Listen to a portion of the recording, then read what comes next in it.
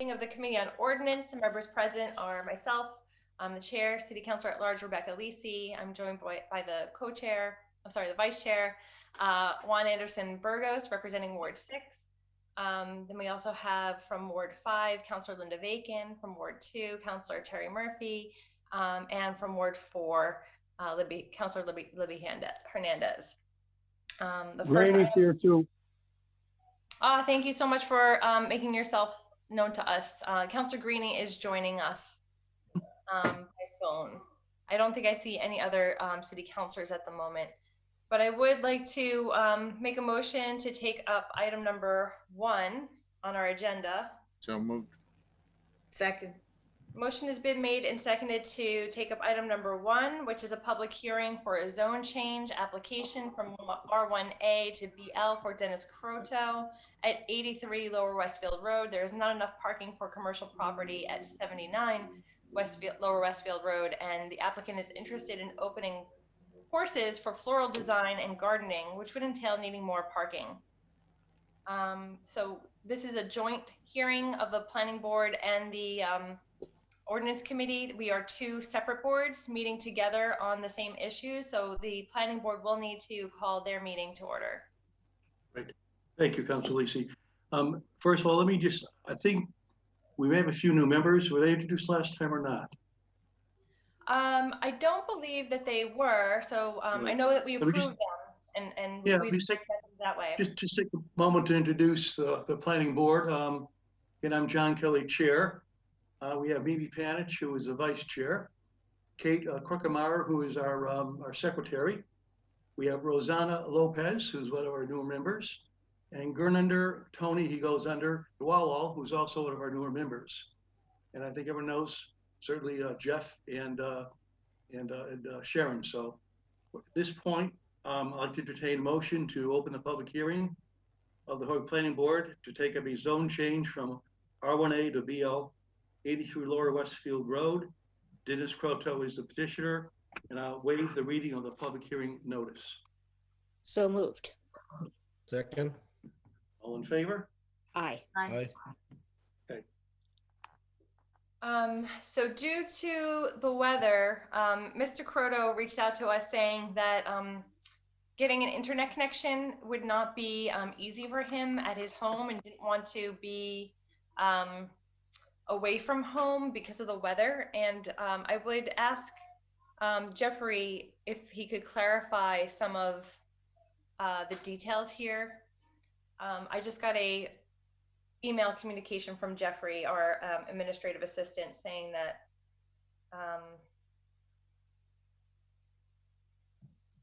sorry, it's over here.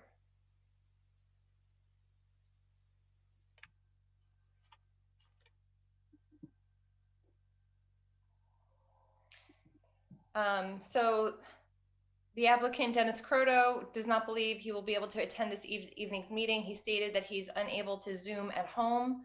His plan was to drive to another location to attend, but he's nervous about road conditions. We made it clear to him that he could join by phone, but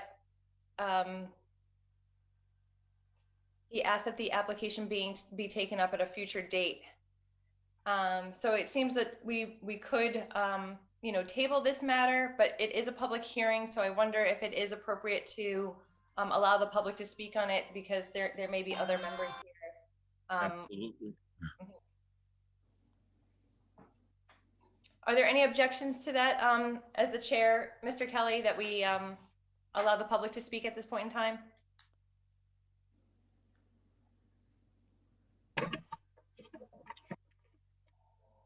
Okay, so Councilor Lisi?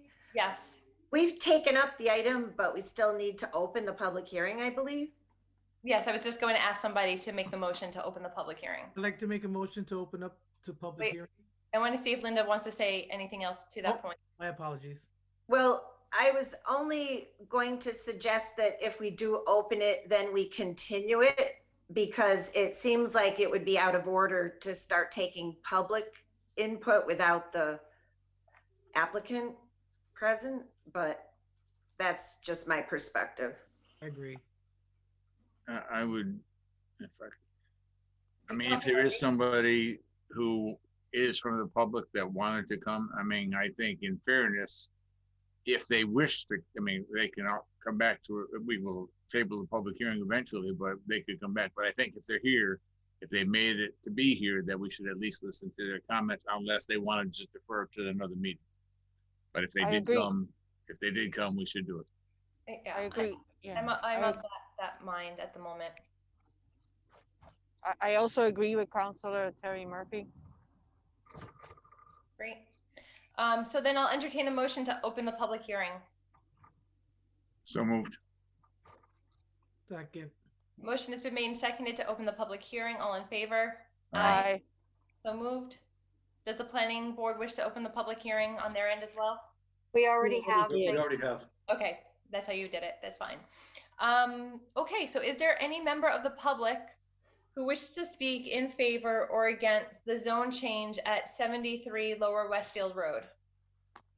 You can raise your hand in the screen, or otherwise you could go down to, there's two different ways, reactions, and there's a raise hand emoji in the reactions button, or you could go to participants, and at the bottom of the participants list, you'll see an option for raising your hand there. I think, Council Lisi, for those on the phone, I think it's called *9. Yes. Right, thank you for that. It looks like Liza is here. I I believe it's my daughter's name, but my name is actually, I'm her mother, Mary Hurley. I live at 72 Lower Westfield Road. Great, thanks. I appreciate all of your assistance tonight and listening to me. Mr. Croto, I believe this is the first on this actual property for a zone change. He has had 2 other attempted zone changes on the adjacent property, which is 79 Lower Westfield Road. This is the first on 83 Lower Westfield Road. I don't know what is going on with Mr. Croto. I know that he's trying to sell this. I appreciate it. He's been a wonderful neighbor, as I've said in the past. The problem I have is there is no business at the moment at 79 Lower Westfield Road. The house is abandoned. There are some storage units in there.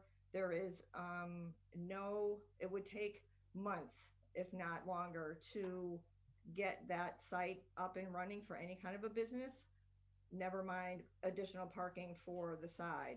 I find it a little suspicious that he's looking for additional parking for the adjacent property at 83 Lower Westfield Road when there is no business at the adjacent property.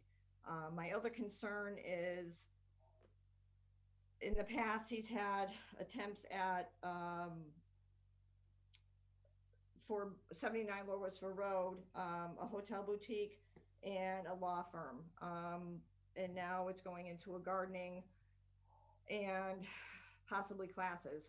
I would ask the board to consider that perhaps that would be up and running prior to allowing a zone change. I just have reservations about this being underlining to get a zone change so he can group the businesses together, 79 and 83, both as business limited, and sell it as a group.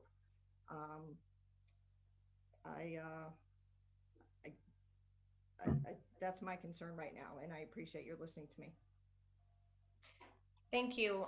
Anyone else from the public wish to speak? There's 3 different ways we mentioned: raising your hand, going to the reactions button, the participants button, or *6.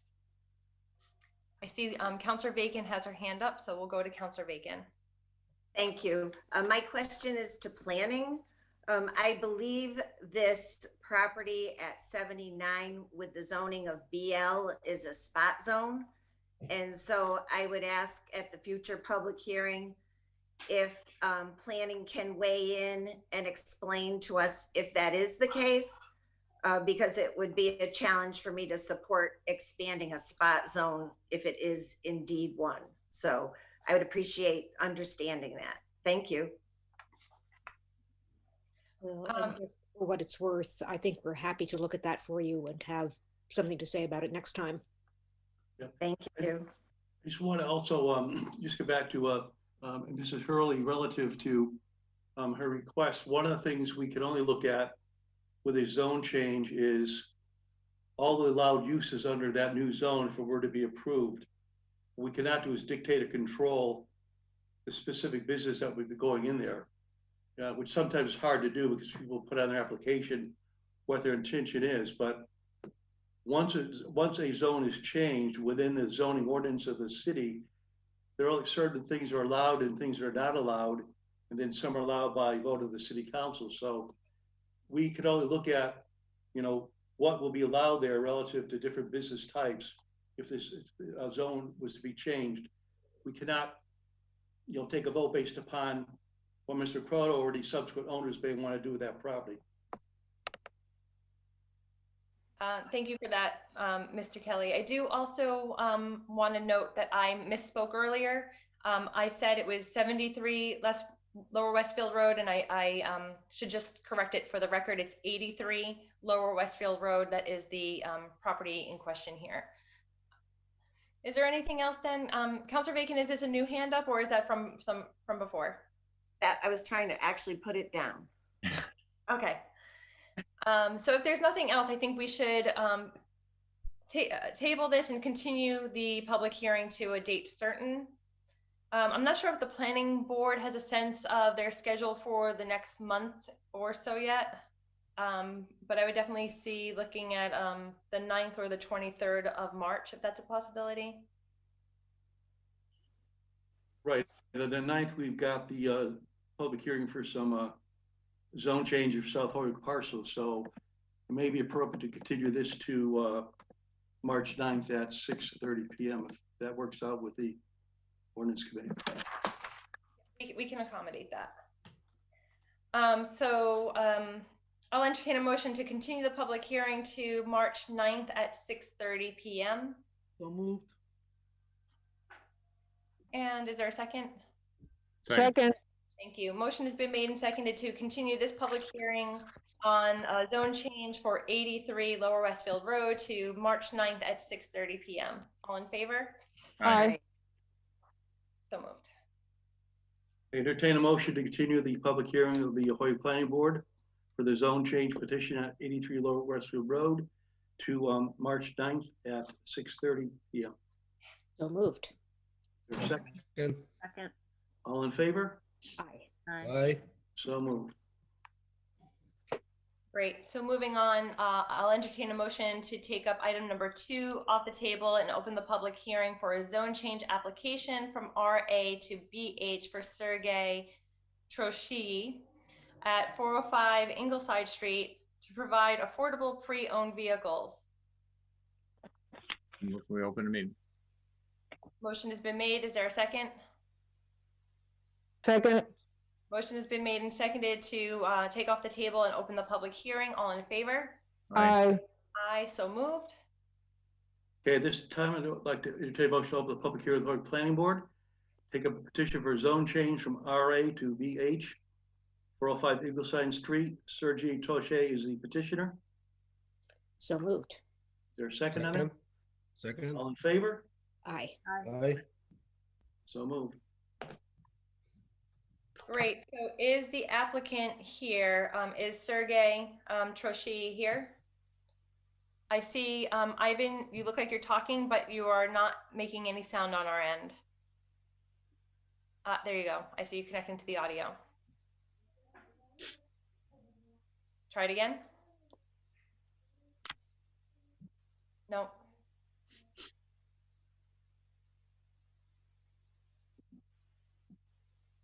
Okay, can you hear me now? Yeah, that's fine. Hello? Yes, we hear you. Okay, perfect. Yep. Yeah, I will. My name is Ivan. I'm Sergio's brother. And if you don't mind, I will speak for both of us. Sure, absolutely. Yep.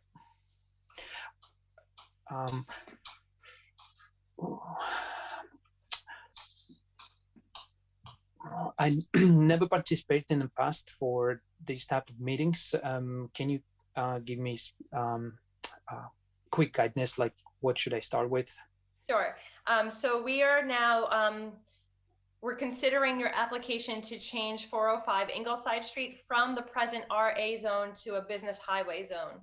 And so you would have this opportunity now to explain how you think that the BH zone would be a benefit to you and the neighborhood, and you could take it from there. So giving a scope of the project in some ways, but really talking about the land use and how the BH zone would fit the neighborhood. Okay, thank you.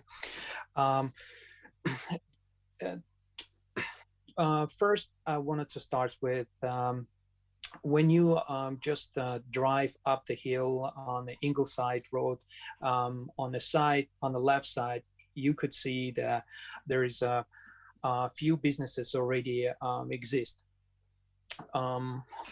If you look on the left side, there's a therapist, and on the right side there's a landscaper. So it's already getting established, the place getting established as a business, and I see potential in the growth this spot, and I since I was involved a long time ago in the car sales, and I know how to do it. I came up with the idea, and with my brother to see if this spot will be comfortable for neighbors and for town of Holyoke with the planning board to have car sales, because the parcel is big enough to place the cars. It's not going to be a big one, as you can see on the main street it's not going to be like a Ford dealership on this parcel, but it will be a small family-owned car sale with idea to provide the affordable cars, since right now the situation is it's been changing rapidly in the entire country, that people every day wants to have their personal vehicle. They don't want to use the public transportation, even though it's still running, and that's why we wanted to see if that spot will town of Holyoke will consider as a potential spot to grow, and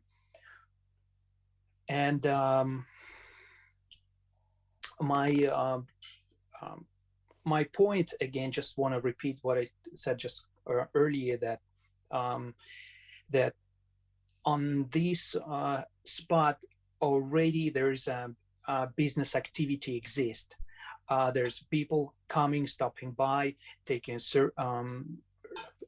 to get some services like landscaping services or another therapy services. So it's been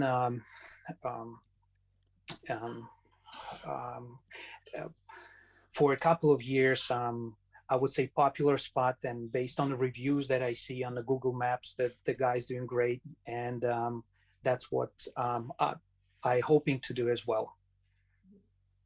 Okay, thank you. Are there questions from any of the committee members, planning or ordinance? I think it would be helpful if somebody in planning, like Jeff Burkott, if you have a map that we could screen share and see the parcel, and I don't know if that's possible. I see you listening now, Jeff, but if it's possible to get a map up as a screen share to see the parcel in question. Well, for what it's worth, I wasn't prepared to do that because I didn't know I'd be representing that. I'm working on my personal computer, not my work computer. So you'll have to give me a few minutes to bring something up because my Wi-Fi signal is not that strong. And I have, You're on mute again. no, so for what it's worth, I have been listening. I've just been on mute, but you'll have to give me a few minutes because I wasn't prepared to do anything for this project in that regard. So please bear with me. Yeah, thank you so much for that. We appreciate it. I see a hand up from both the chair, Mr. Kelly, and Juan Anderson Burgos. So why don't we go with Chair Kelly, and then Juan will come over to you. Okay, thank you. I just have a couple of questions, Ivan, relative to your plan. Yep. Is there going to be any sort of an office, or are there going to be sort of any garages or bays that you're going to be working out of on this land? We are planning to make an attachment to the existing house. Mm-hmm. And it will be just a one door garage, so we can make sure that the car that we sell is inspected prior sales, and that's all. Are you planning to do any sort of repairs? No. Okay. Thank you. About how many cars do you expect to have on the lot at once? It all depends how we are planning to have about 5, 7, maximum 10 cars. Okay. And then Councillor Anderson Burgos, I don't see you on my screen at the moment, but do you still want to speak? Yeah, briefly, I just wanted to let you know, if you make you aware of an email that came through. I just wanted you to know that there's an email that they were asking to have it read into public. Yeah, when we get to the public comment part, we'll do that. Thank you. Okay. Yeah, thank you.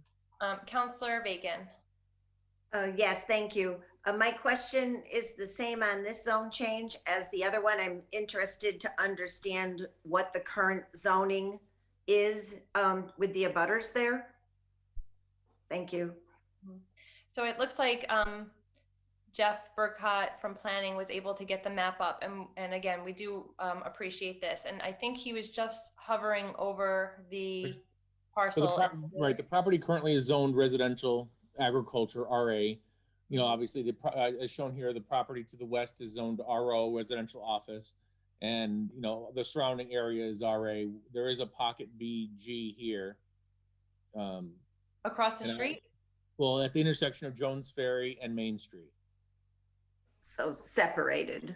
Yeah, in itself a spot zone. It was a pre-existing, you know, I believe that use in particular has been there for quite some time, but you know, you've got, again, this is the 405 Ingleside Street. And then correct me if I'm wrong, but I believe that BH is the only zone where we allow car sales. No, it is allowed under, there's a few, let me get that please, 1 second. Under 7213, under 72, BH, IG, or BE. BH, IG, or BE. Right. And really, they're not present on this map as far as I could see. There is none within this map as currently shown. Mm-hmm. Okay. Councilor Bacon, do you have your hand up for a second time? No, that was my initial request. Thank you. Okay. Mimi Panish from the Planning Board. Yeah, just responding to Councilor Bacon's question. Looking at this map, and honestly, I don't see how this isn't a spot zone. You know, it is true that there are a few little pockets of other zoning, but virtually everything there is residential. And you know, the alternative auto sales zones would be spot zones too, if we just changed this one piece of property.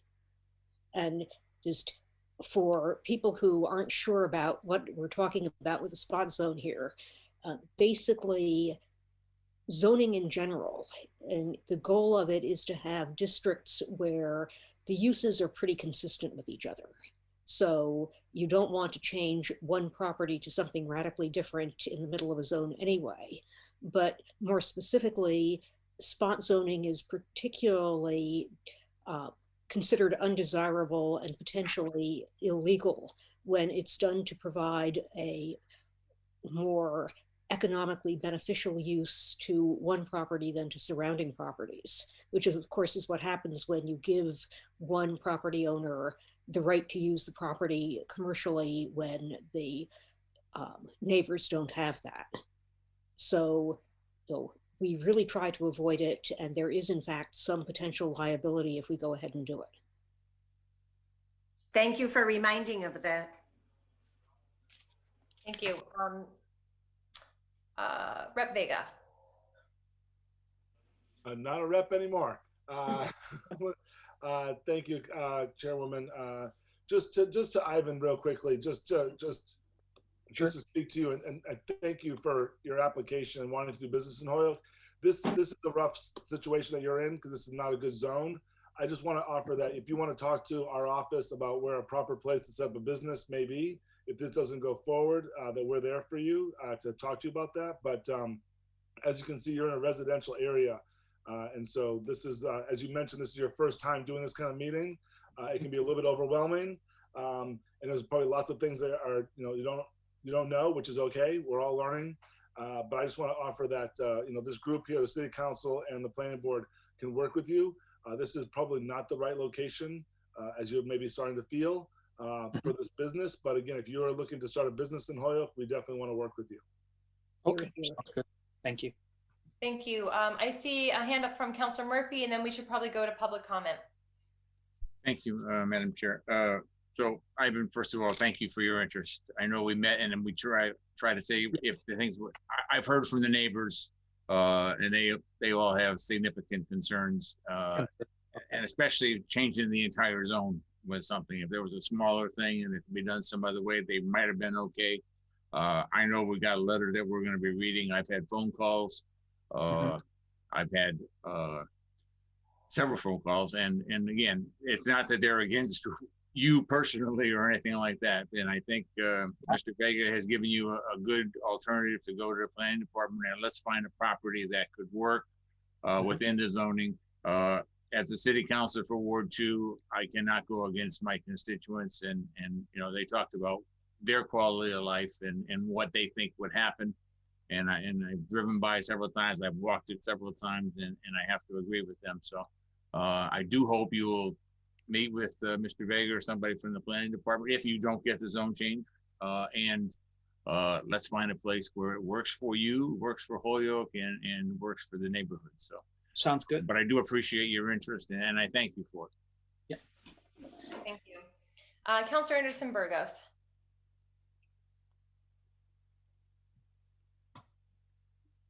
Ivan, I also want to thank you for your interest in bringing your business to Holyoke. But being born and raised here, I know exactly where this location is. And trust me when I say that you would be doing not only a disservice to the residents that live in that area, but also to your businesses and anybody that would be planning to visit your business, simply because it is a high traffic volume road, and it could be potentially dangerous to you, the residents, and people visiting your business. We hope to seek for maybe another location, and we look forward to your continuation in making your business here in Holyoke. Thank you. Thank you. So let's go to public comment and see if there's anyone who would like to speak. Mr. Burkhardt, I believe that we can stop the screen share at this point in time. It'll help me see the full gallery to see if there's members of the public who wish to speak. Thank you. So again, 3 ways to signal that you want to speak is hand in the screen, *6 if you're on the phone, or with the reactions or participants buttons. I am not seeing anyone, but let me know if anyone else sees something. Okay, so I think that I am not seeing any public comment except for the one that we have received via email, which I'll read now. This is from Jeffrey and Ann Oberlinder at 385 Ingleside Street. They write that We are against the proposed zone change from RA to BH. We have been honeybee keepers for 52 years. We are concerned about the traffic increase. We are in an area that has a blind section, a corner on a hill traveling towards the traffic lights, the beginning of Riverdale Street. Over the years, there were auto accidents and some were even fatal.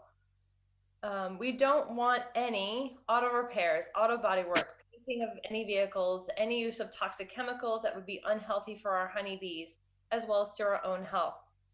And then they asked, what would the working hours, time of opening, closing days be? They claimed to have spoken to other neighbors and didn't like the zone change either. And I can attest that they have talked to other neighbors, because those neighbors have also talked to me.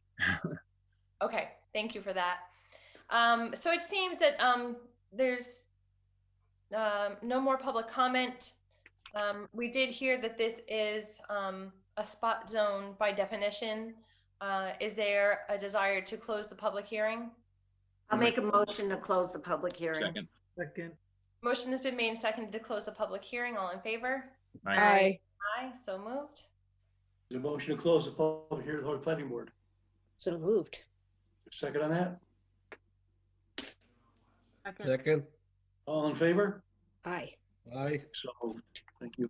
So just in terms of process, Ivan, we've closed the public hearing. The planning board will review this and send a recommendation to the ordinance committee. That will happen at 2 separate meetings. And we will then, based on the planning board's recommendation, we'll take it into advisement and make a recommendation to the full city council that will probably be able to vote on it sometime in early March, I think would be the earliest. Yeah, I think early March would be the first time we would be able to get a vote on it in the full city council. So stay tuned, and we'll let you know what happens with that process. Yep. Thank you so much, everyone.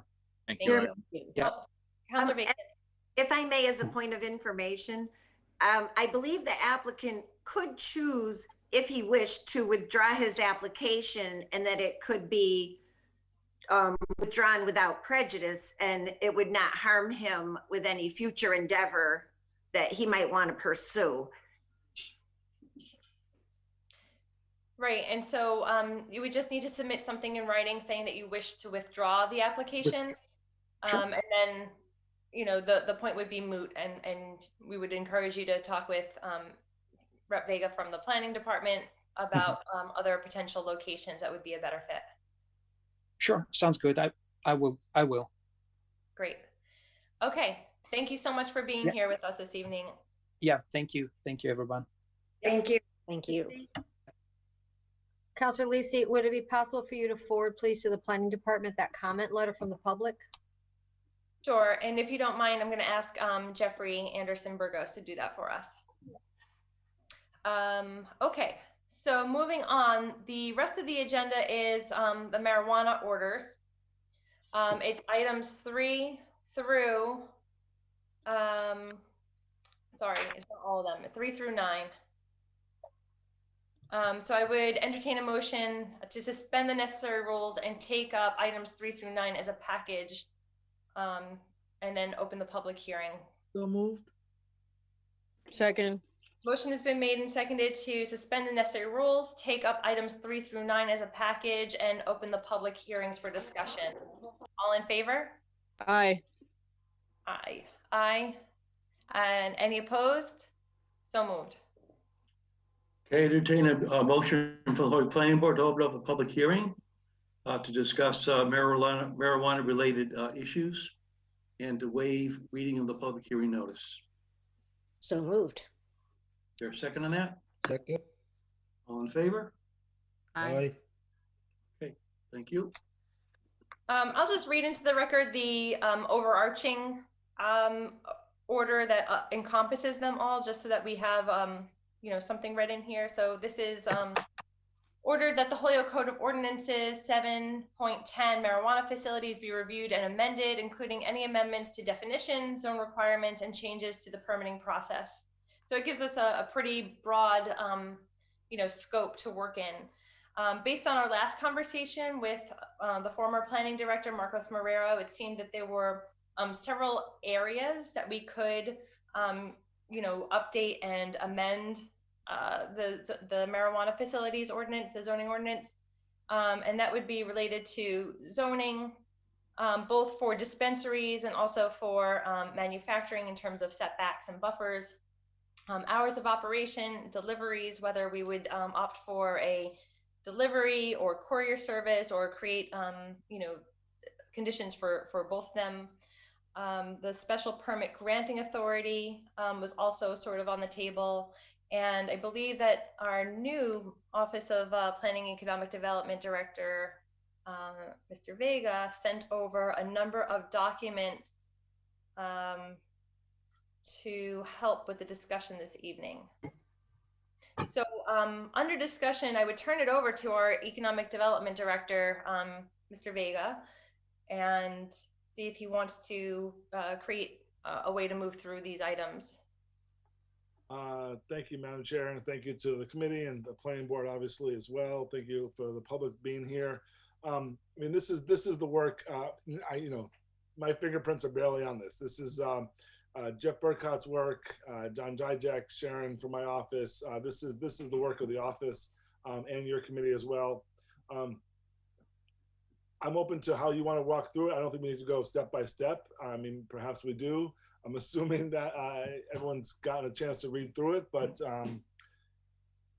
as you mentioned, there's a number of issues that we take up. I'm probably less familiar with the request from the planning board. The planning department has made some requests as far as what's been learned over the last year of accepting these applications and doing site plan review. So some clarity among the documents that need to be submitted and timelines, I think is pretty straightforward and comes from Jeff's experience doing this. And I just mentioned, even though some of these plans have given Jeff a couple new gray hairs, he's one of a few planners in the entire country that have gone to site plan review legal cannabis industry happening here in Holyoke, so in this country. So there's that section of it. As you mentioned, some of the setbacks, I think that was some of the stuff that also came from earlier discussions. Hours of operation, specifically on manufacturing. I mean, these are large manufacturing situations, just like before, just like whether it's Meridian today or Hazen Paper or whatnot, this is just manufacturing. And so having them be at the same hours of the dispensaries doesn't make sense. They're expanding. We have True Leaf about to go online in the next couple of weeks. 200 jobs. That's not all first shift. We need to be working second shift. And then of course the overlay district to explore the idea of dispensaries on basically High and Maple Street, predominantly High Street. So, I'm open to how you want to go through it step by step.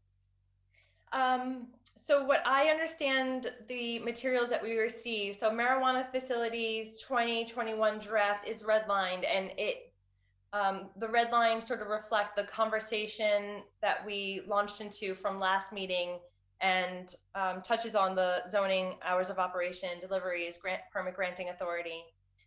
So it may make sense to go through at least the red lines and some of the thinking that went into the way that the red lines were crafted. And if other members of the Ordinance Committee or Planning Board want to go through it in a different way, please let me know. I do see Councilor Bacon's hand. Councilor Lisi, I just wanted to clarify. I think we took up items 3 through 10, but item 11 addresses the delivery portion that's on our agenda, so we might just want to include that. I have 3 through 10, but 11 is the hen ordinance. That's how I have it on my agenda. I have that as item 12, and I have item 11 as an order filed by Councilor Bartley relative to deliveries.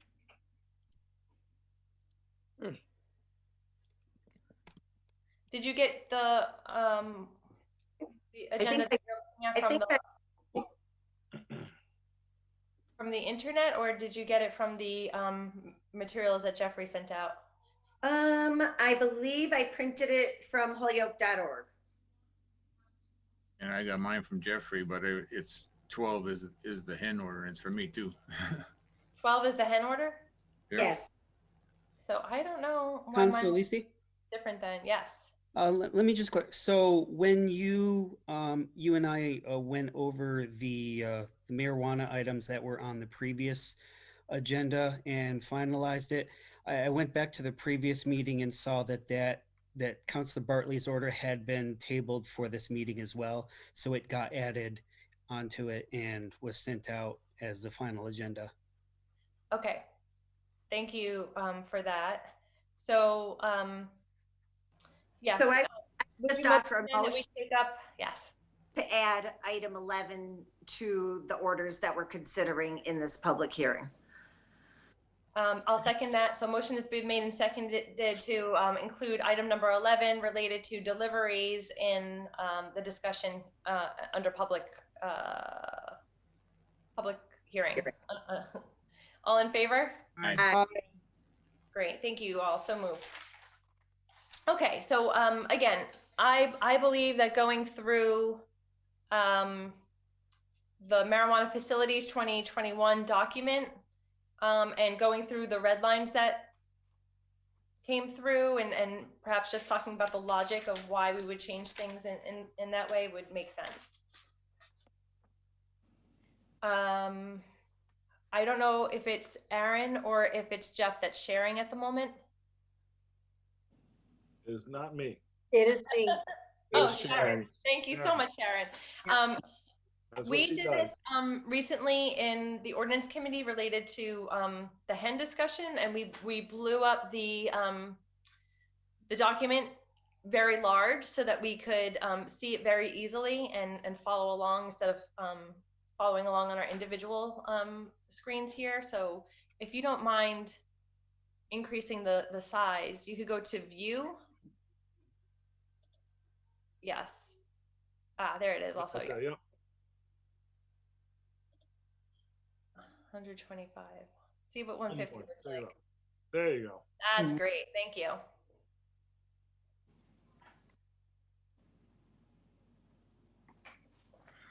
Okay. So go ahead. Aaron, I think we are going to ask you to so it looks like nothing in this section shall be interpreted as regulating businesses that do not bring Canada's products onto their site. That's pretty straightforward. And then we would scroll down, Sharon. Okay, so this looks like something pretty substantive that got changed here. So the first section is just, going in line with the new definition of MME instead of saying cultivation facility, just in the overarching. And then, of course, then there's the buffer. So, yeah. So actually, one thing that I wanted to just raise as a question, I know that there's different licenses at the state level, like there is a cultivation license, but our local ordinances, sort of lump cultivation and manufacturing all together within the MME. And I was wondering if it actually served us, or, should we disaggregate that in some way, or does it work well to have it all under the MME? I believe it works well under the MME because if you're manufacturing, you're basically in the same category as manufacturing, and if you're growing, you're going to be in the same category as well. So I think that's what we're trying to streamline. Okay, that's fine. Yeah. I see hands from Councilor Bacon and Ms. Meyer. So thank you. As we're going through this, can we have the state law and any amendments that may have been made since we wrote the ordinance so that we can compare those side by side? Such as changes relative to deliveries, use, buffers, things of the nature that we're looking at that the state may also have amended, just so that we're comparing side by side. That would be helpful to me. Thank you. So what I hear Linda asking for is like supporting documents that we could point to within the state statutes. Sure. Well, we can look that up right now with you. I mean, these are all in line with the state statute, which is how the guidelines came through, especially on delivery. I mean, there's the 2 delivery licenses. That's been the most substantive changes. They have not put forward changes on, separating out cultivation versus grow, just kind of MME. So if that's the kind of details you're looking for, I'm not sure we can answer that this second. Well, and I'm not looking for an answer this second. Okay. So, Okay. Yeah. right. I'm only asking it as we're going forward, because initially there were recommendations from the state relative to buffers, the definitions, the deliveries, etc. Yep. Fair Thank enough. I think that's something we could definitely put together post this meeting, and all these changes, how they relate to the state law. Does that make sense? Great. Okay. Kate? I put my hand up, just scrolling back up. Well, I was going to say something about buffers, but there's a typo. The medical marijuana dispensary section, there's 2 that's on the 3rd line, right? One after the other. Yep, just a little bit to the right. My mouse is stuck. Line down. That sells, distributes. Oh, gotcha. Okay. Yep. Yeah. That was gonna bug me. And Sharon, I think you have the ability, like if you just deleted it, it should track the change. It may not, because of the fact that the way this was created, or is it not? Because No, this was created as, okay. Oh, that's all right. We know that that's just a typo being changed. Right. Okay, so this first amendment is related to earlier, I think it was last year or even almost 2 years ago now. We carved out a separate buffer for cultivation only. That would be between 200 and 500 feet as opposed to the 500 feet that I believe we had in the ordinance previously. And the amendment here would allow any facility that's doing manufacturing or cultivation having an MME permit to exist within 200 to 500 feet of any school, as opposed to the hard 500 feet. Is that correct? Right. All right. And we can move down.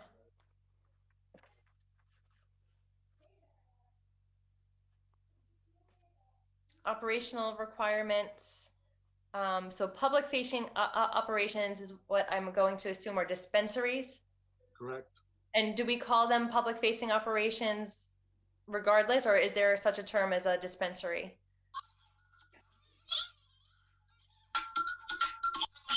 I would defer to any backup from my committee, from my Jeff. I don't know if Jeff can make a I mean, at this point, public facing was just meant anything to be obviously public facing, but we still refer to it as an RMRE for the sales or retail aspect. Jeffrey Anderson Burgos, can you mute Penne? Thank you. Okay, so does it make sense to call them public facing, or does it make sense to continue to call them the RMREs? I guess I'm wondering why the shift in language here. Because we don't want, because this is where we're separating. We don't, if we put MMEs, then we're going to put the cultivation and the grow facilities back to the time frame. So yeah. the MMEs that are public facing have a time frame that's going to be different than the non-public facing grow facility and processing. Right, separation of manufacturing and the general public. Oh, my name is Pablo Flo. So we want to, I guess I'm just getting stuck because we have something called an RMRE. So why, I mean, aren't all the RMREs going to be public facing? Well, yeah, but so the idea though here is just that you've got the MME, which is manufacturing, and that has its own hours of operation. And therefore the public facing operations at this point, separating out an RMRE versus an MME. And then in the event that that RMRE also had, or rather an MME also had an RMRE, anything that was public facing would have one set of hours, and anything that was, you know, manufacturing would have its own set. I'm not sure. Okay, now I see. In my mind, it worked. Councilor Bacon, do you have a question on this point?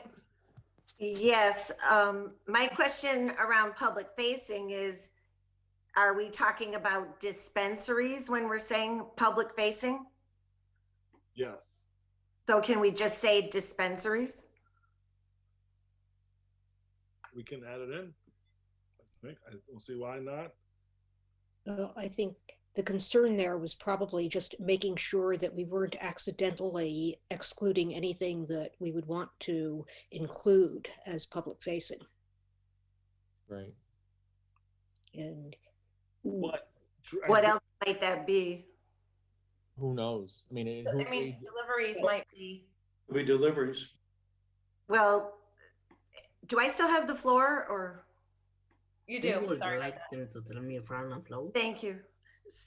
So I would like us to clearly define each section as we did in the initial ordinance. And so if we're talking about dispensaries, we can talk about that. And if we're talking about deliveries, we can talk about that so that our ordinance is clear. And when we're voting on it, we're clear about what we're voting on. Thank you. Yep. Yeah, I would like them to tell me from the floor, please. So I'm unsure if, Jeffrey, do you mind putting Penne in the waiting room? Because I find that this just did that. Names kept bouncing around, so I had to catch up to him.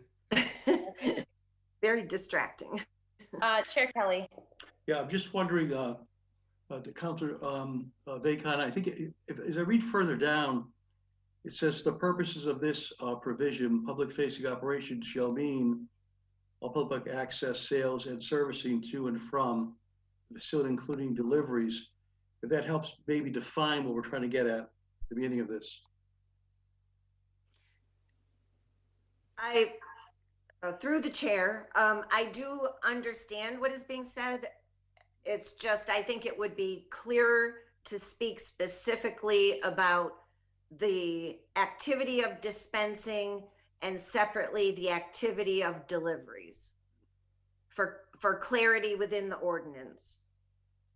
That's just my opinion on it. I'm certainly only one vote. Thank you. Well, I think I agree. Now's the time to be more detailed than less detailed.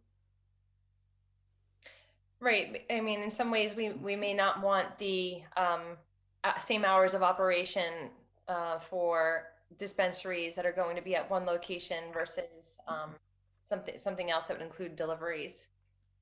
Perhaps it is the same at this moment in time, but it may shift over time, and it would be useful to have two separate lines talking about them each. Okay. I know many of us are taking notes, so I'm taking notes on that clarity. Perhaps it also makes sense because at some point there may be down the road discussion of on-site consumption, which will need a whole separate set of definition within this. Yeah, thank you for that. All right, let's keep going then. I think Kate has a question. Oh, sorry about that. Thank you. Kate? I didn't realize we were going to go forward so quickly. I think the question of buffer zones deserves further discussion. And I don't know if we need to do that now. We're going through it. We're going to take public comment. I just would like to flag buffer zones as something that I think is worthy of our return to. Okay. So I think to that point, Kate, it makes sense to move through the entire document as much as we can. I think we want to get clarity about what we're talking about when we need it, but the discussion can be held off for the end. So we should move through as much of the document as possible.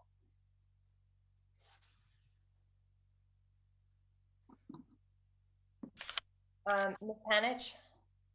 Just while we scroll through, I wanted to grab the opportunity to apologize to Councillor Vacon, who I think I interrupted when she had the floor.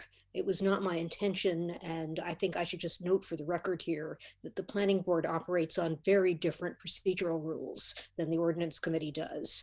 And I am sorry to have basically stomped on the ordinance committee rules while following ours, and I will try not to do it again. Sorry about that. I had no thoughts about you, Mimi. It wasn't pointed at. I didn't think it was personal. I would not have wanted to do that to you, and I felt bad, so. Thank you. So this looks new regarding the pre-application meeting.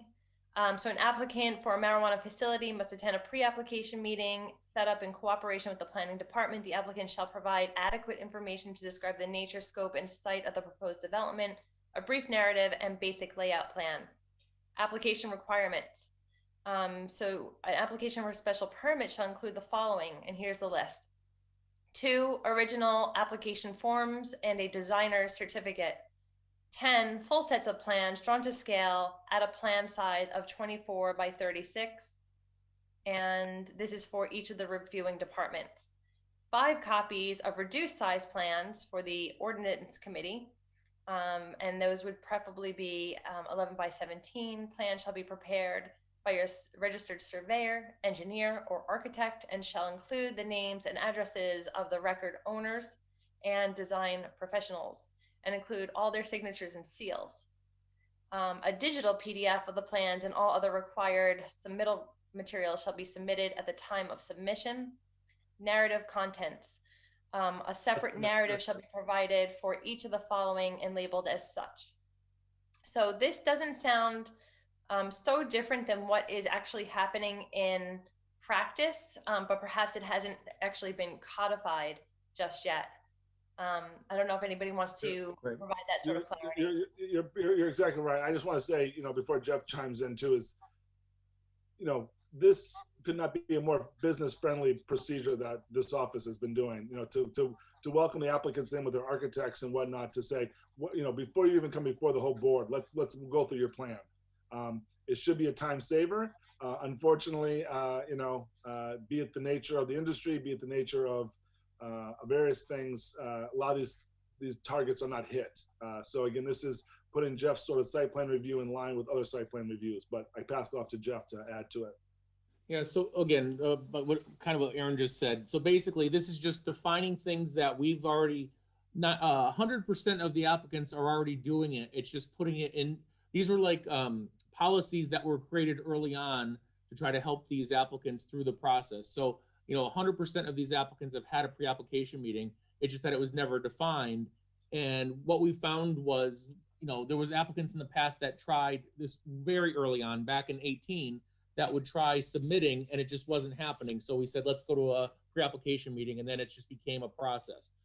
Similarly with A, B, and C under application requirements, we call out later on that says, shall be X copy shall be, or rather it should be submitted to the city clerk with to these various departments, but I would still get a call with someone saying, well, how many do I need?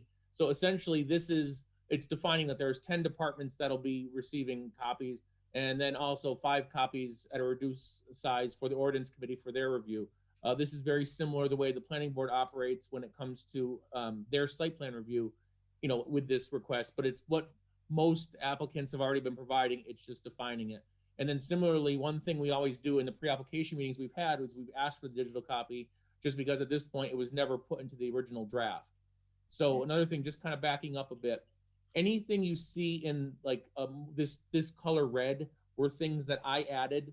One thing I noticed early on with the definitions of MME, RMRE, that kind of stuff, was that without bolding of certain sections, it wasn't even seen by the applicants. So I'm hoping that by bolding certain things, and this is the way that other ordinances are in the zoning ordinance, is it kind of calls attention to this as a new section and not just more text. So again, that's why you might see some red periodically, or that's not really substantive changes. It's just the bolding of these things just to draw attention to them within the ordinance. Mm-hmm. The other thing I do want to note is that I think there's been a lot of confusion over the past couple of years that we've been receiving these applications, that when amendments or changes are filed, that they're going to either our administrative assistant or to the planning department directly, and really they should all go through the clerk's office, as far as I understand. Right, they have to go to the clerks. What was that? They have to be, they need to be submitted to the clerks, and that's one thing we've been stressing to the applicants.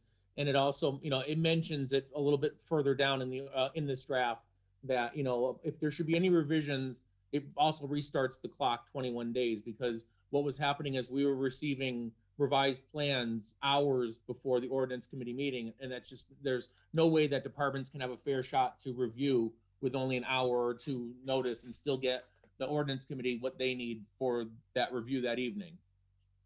Right, and I think it's worth putting in writing that all amendments, changes are submitted through the clerk's office, so that it's not mistaken.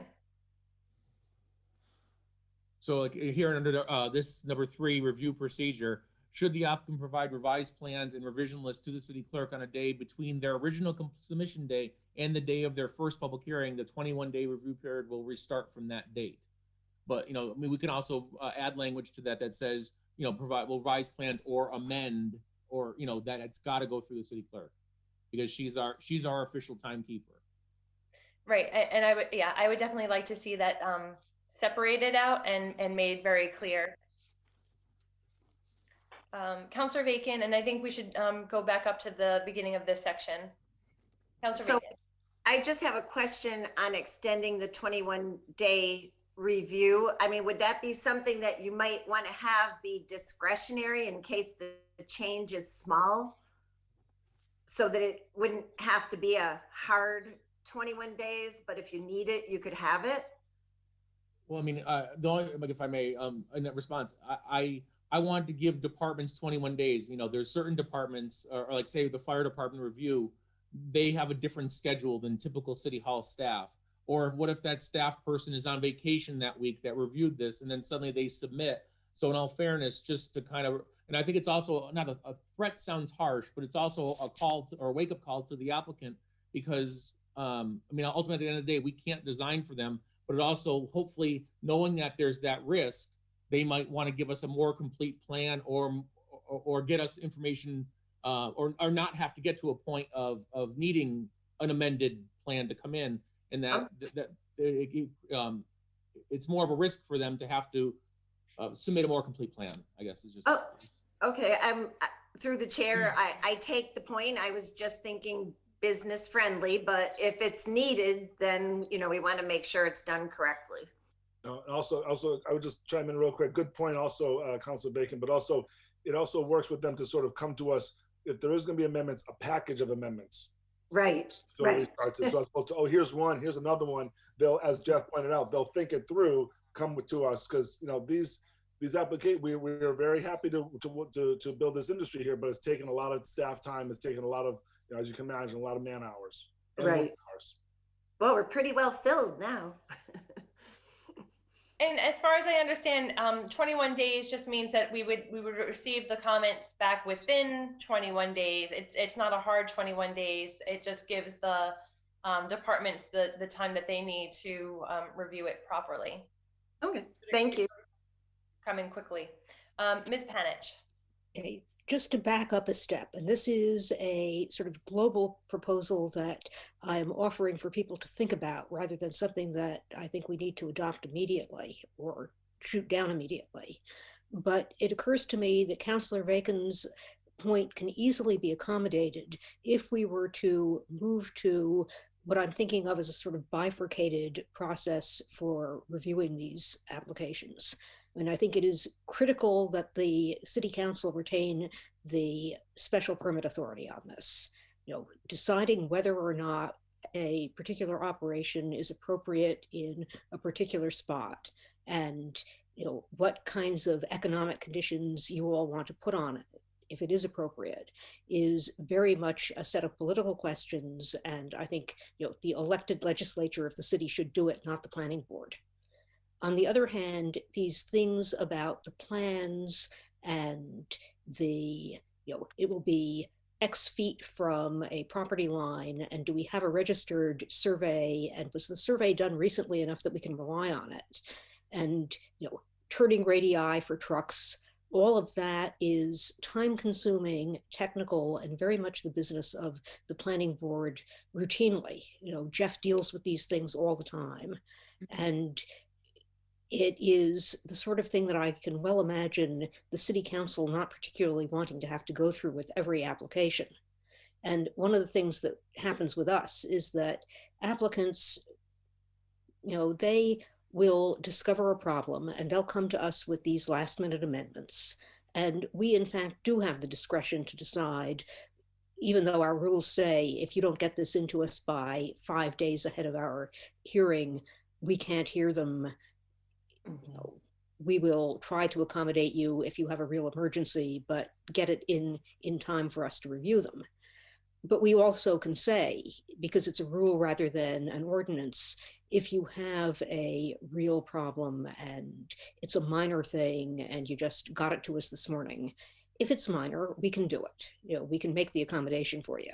And that would be an advantage, I think, of changing this section so that you all retain the authority that you need while shoving the kind of work that the planning board is a specialist in back to us. And I'm sensitive to the concern about it being a business friendly and a efficient procedure for applicants. But if you look back at the history of cannabis in Holyoke, you will find that the city, or that the planning board, has been extremely friendly from the very beginning. We have in fact been more enthusiastic about cannabis than the city council has. And I think that the city council could count on our cooperation and our desire to work with these folks going forward. So as I say, I thought it was worth pitching you guys. I think it would be helpful for everybody, but I'm certainly not looking for a decision on it one way or the other tonight. And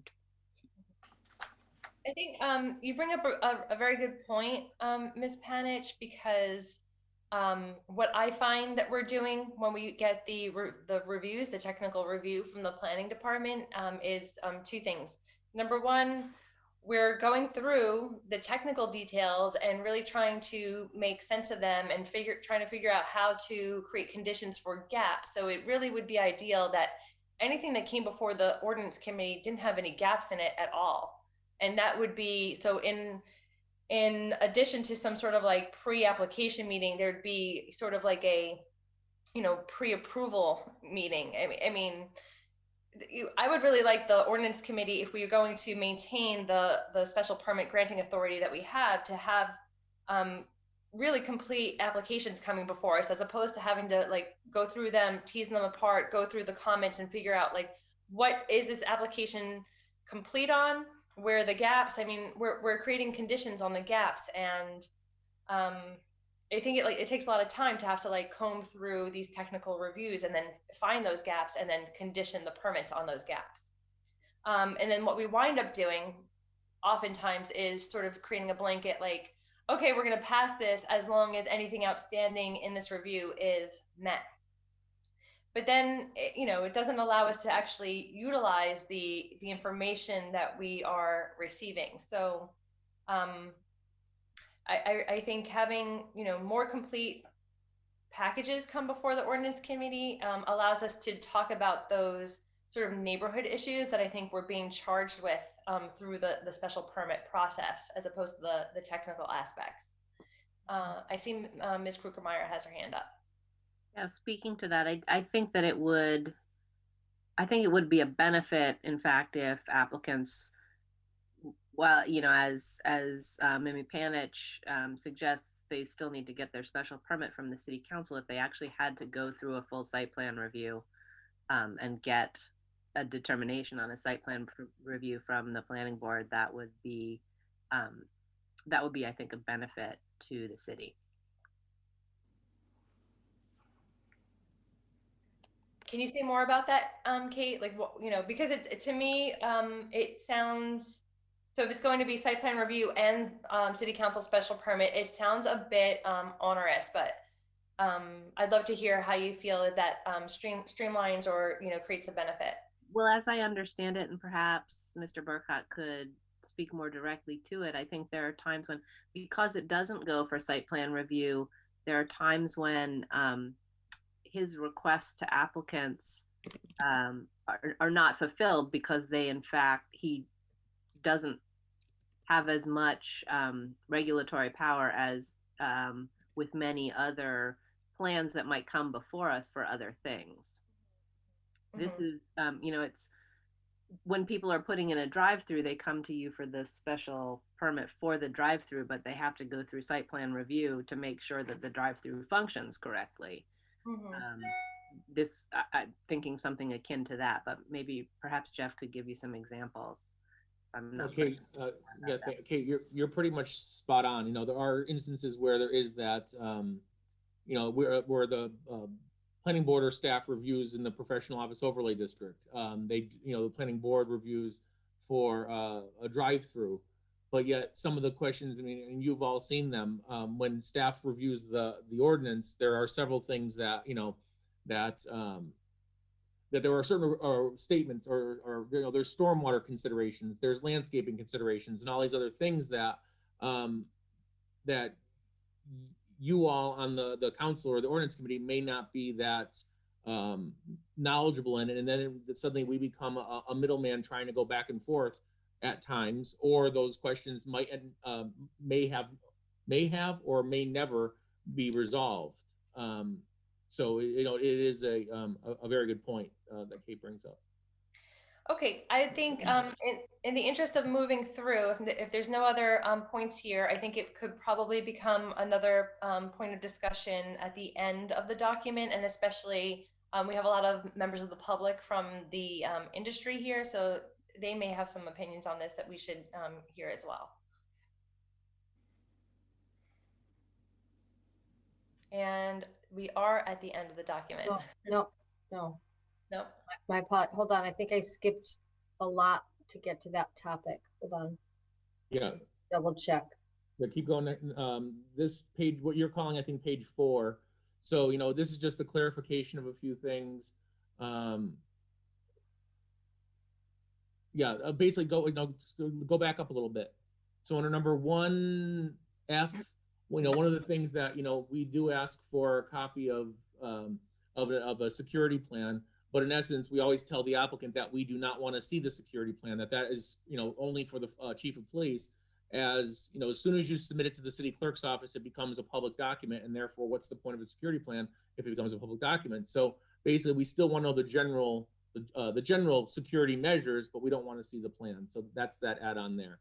You know, J, we would ask that they also submit a photocopy of the check within their submittal, and then a future letter to be yet to be determined, the cost of publication is borne by the applicant. You know, that's pretty much just standard. But moving down a little bit when it comes to site plan, you know, one thing that we've asked all applicants to provide is a survey plan of the property. And, you know, that at times there's pushback to that. And there have been times where we have allowed a historic one, but more recently there was an instance where there was a historic survey plan that in fact was significantly incorrect. So with that, you know, we would ask that we would ideally want to see a new plan, but if the plan is older than 10 years, or we know that there is some form of meets and bounds issues there, it will not be accepted, because again, there have been instances where, you know, the parcels as we know them, not necessarily were drawn based on a survey, but are based on a deed of, you know, old school meets and bounds and rods and links. And so, you know, it basically sets the plan or sets the stage for their plan. So that's why we would like to see an actual survey plan. But we've told them all this, but this is just putting it into writing.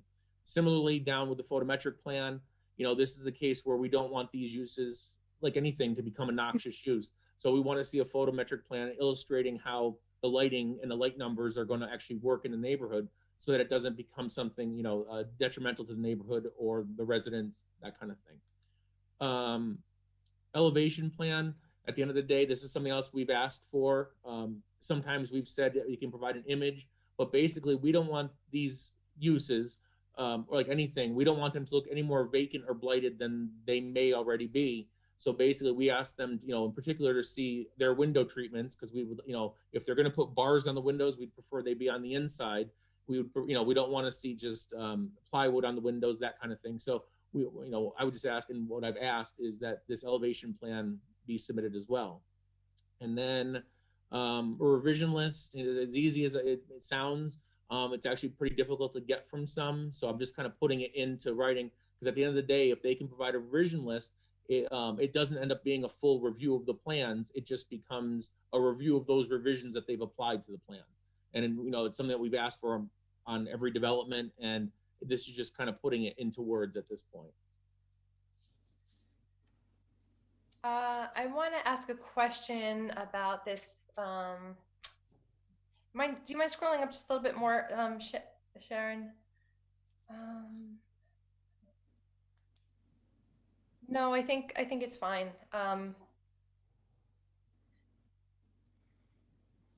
There was something about, oh yeah, if something is being built in phases, like I know we've had at least one application that came in, and the intent was to build in phases, and so there wasn't a lot of detail. Can you speak to how revision list, or I feel like we're starting to come into like the area that would apply to that, and how that would play out? Well, so for what it's worth, within this document, I did not address anything concerning phases. What has been either told to us by the applicants, or at this point discussed back with the applicant, is that we've had them basically address what would be their total build out scenario. I mean, at the end of the day, if they propose 10,000 square feet but could only build 4,000 square feet, that they've at least permitted the 10,000 square feet. But there to my knowledge, there hasn't been anything. No, I take it back. For phasing, I guess, we've just had them build it out as if it was the total build out and get that approved. And then obviously they would then phase it however their business plan has it be phased. I mean, if there is a section on phasing that you want to address, that's fine. It's just that we have to figure, we've got to somehow draw, what are the parameters for that, for the phasing to be in here? What is it that you'd be seeking? Because, whether it's 100% build or in the process of getting to that 100%, what are you looking for? Well, it's just an example, like a real life example that I think we would do well to address with some language, to either say, we don't accept phase plans, or or figure out the way. I mean, but again, I do feel like there's got to be some sort of like wiggle room in the industry to, I mean, I guess ideally we would want people to like utilize as much space as they can sort of build out, and with the profits that they're making off of the space that they are, first investing in, invest in the next phase or wing, or, take on additional floors of their building, etc. But I'm not sure. It's just something that I think we should think about. Go ahead, Mr. Vega. Aaron, I think that I hear what you're saying, but I think it's a little bit, I mean, if you mentioned a real life example, so I'm open to hear that, but this isn't like a housing project where they want to do 100 units, but they're going to do 50 first and then 20, a phase like that. Typically, when you look at the big companies, a True Leaf, the GTIs, if you will, the big players, they're not going to start growing and then wait to do their processing, right? I mean, it's all one shot. So to Jeff's point, if you're going to build out for 10,000 square feet but can only do 4,000, you're permitted for the 10, you're fine. That's not a phase per se. So I guess I would like to know, because if you're talking about maybe the smaller groups, again, these folks, whether they're smaller or bigger, have paid some big money for their licenses. I don't think they're looking to phase things in. They're looking to get up and running as quickly as possible. If they weren't ready to do both cultivation and processing at the same time, they probably would not apply for both licenses. Because you could apply for licenses separately as well.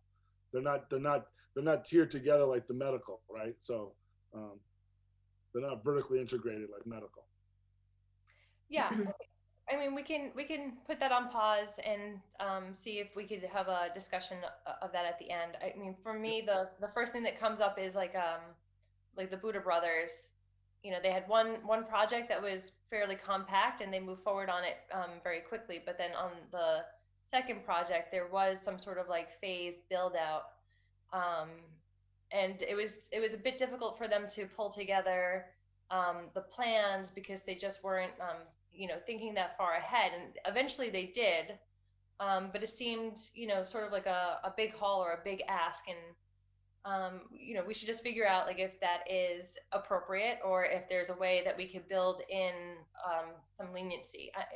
Again, like I'm not, on the technical side of things here, and so it's just an experience that we had that it'd be great to understand like how to better account for it. Okay. Making a note. Thank you. And then anything here, this seems pretty much the same, just some highlighted text and bolded text.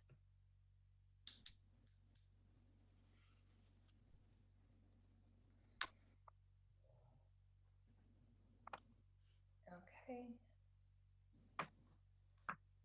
Great. So there is no more medical marijuana. It's all adult use, right? Or no? There is still definition for medical. There is still a definition for medical? Yes. In fact, the grow facilities need to keep track and keep separated their product, both medical and adult use. Medical cards still exist. They don't pay taxes. They don't pay the state tax on their purchases, and they have a different capacity as to how much product they can actually possess in a purchase. But additionally, on the grow and processing side, the facilities need to keep things separate. Thank you for that.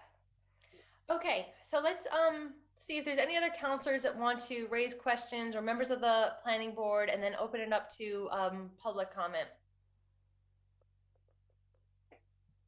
I'm not seeing anyone at the moment raising their hands. Correct me if I'm wrong, if I don't see anyone. Tony, I see your hand up. My question was in the beginning of where's dispensary we was talking about.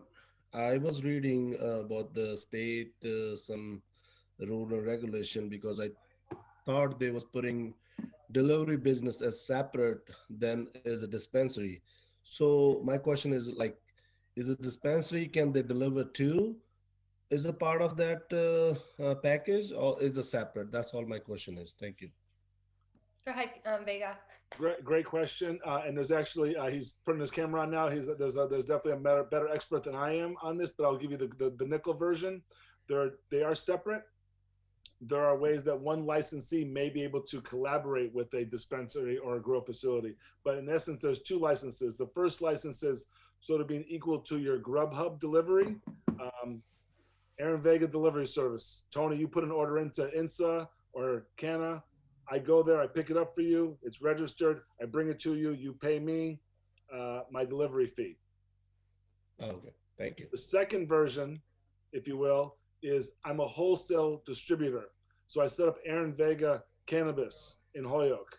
But I, as this license holder, can go across the state and at wholesale purchase cannabis from any grow facility or process product. I can then have my own website, and I have my own product in a locked facility. So that'll be definitely a different purchasing, a different process to have a business, host agreements, etc. And then you would go to my website, and I would have a list of what you could purchase from me, and it could be from all different dispensaries and grow facilities across the state. Thank you. Thank you for your answer. But I would invite, if you have more specific questions, or when we get to the public comment, Morris Partee is on here, and he has gone through this process with the CCC and is well versed in the CCC laws and regulations on this matter. Okay, so let's go to public comment. I thought somebody else was just speaking. I don't know if I missed you. Okay, so for public comment, I'll just remind everyone 3 different ways to participate, either by clicking on reactions or participants and doing the raise hand from those buttons. You can raise your hand in the screen or *6 on your phone. Are there any members of the public who would like to weigh in on any of the topics that we've discussed so far? Morris Partee, name and address for the record, and then I see Mark Jarvis next, so I'll put you in queue. Morris Partee, 127 St. Colby Drive. Thank you so much for the great intro, Aaron, and congrats on your new position. That's very exciting. So just a couple things that I'd love to, well, first of all, I'd like to offer my services to anyone on this council because I have been working so intently on the delivery regulations, was involved with petitioning the commission last year to even get that other delivery type enabled. So it is a great pleasure to further this license type. One real quick thing I saw somewhere in the agenda, I think it was item 8. It was something about allowing medical marijuana deliveries to be made within the city. Interestingly, if I'm not mistaken, deliveries are in the medical field are automatically allowed. And as well, both the recreational also. So the way the CCC has set up that regulation is that if you are a quote yes town, which obviously Holyoke is, the town can't ban or otherwise prevent deliveries into the town. And that's the case even if you don't have any zones allowing a delivery operator to be located within Holyoke. It can operators from other towns can deliver into Holyoke, whether or not Holyoke tries to make a prohibition against it. The other thing that I'd love to just weigh in really quick on is at the last meeting, there was discussion about moving the special permit process into the planning department so that it wouldn't have to go in front of the whole city council. As a business person who's been trying to get operational in our lovely Commonwealth, I would love to do it in Holyoke for over a year at this point. But as I said at the last meeting, I'm actually moving full speed ahead in Lewiston, Maine, because their process is far easier. And it's not just at the municipal level, at the state level, it's a little bit easier as well, even though they modeled it on the Massachusetts Commission. But one of my striking differences between Massachusetts and Maine is just that when I went in front of Maine and we have gotten our site review is basically simply if you meet the zoning requirements and they're all laid out and we talk to their planning department, economic and planning development, is basically if you meet the criteria and they're very well spelled out, and you apply correctly, which is very similar to what John was just laying out in that long document, you're going to get approved. There's no going in front of the city council. It's like the planning department knows what they're doing, and boy, is that streamlined. So just from a business friendly point of view, if that's at all possible, I think it would be terrific. Thank you. I do just want to speak to, I think at some point in time, we did have a quote unquote prohibition locally on delivery services. But we recognized that we couldn't exclude other communities from coming into us, and that it just created a competitive disadvantage for businesses that could potentially locate here, pay taxes here. So I think we got rid of that, but early on there was some work being done to sort of limit the ability for deliveries to happen in the city. But I think we've moved past that since then. Go ahead, Morris, since we're talking about this point. Just other two really quick points. One is, so building on what you just said, clearly designating what is the zone in which a delivery company can locate would be helpful. I mean, it seems to me like it would be the same as a manufacturing and cultivation possibly, because it's not really retail delivering. And the other really technical point is in the state regulations, the delivery, I think both the courier and delivery operator models are the only licenses that have hour restrictions at the state level. No other license has hours, but that's restricted at the state. So you can double check what those are and see if you want to have a tighter restriction than the state. Thank you. Match, thanks. Mark Jarvis, and you've got the floor. Name and address for the record. Hey, good evening, everyone. My name's Mark Jarvis. I live at 84 Warner Street in Florence, and I own the Canal Gallery building together with my partners at 380 Dwight Street in Holyoke. I'm a consultant in the marijuana industry, and I also have 2 marijuana retail tenants in my building. I'm currently working with a number of teams who are hoping to find locations and go through the special permit process in the city of Holyoke. There are a few items that I'd just like to bring to your attention and ask about. In the document that you presented, under section 7.10.6, you refer to adequate information. It seems like a rather loose term to me that can be, manipulated and, used. And, it's great that you've got some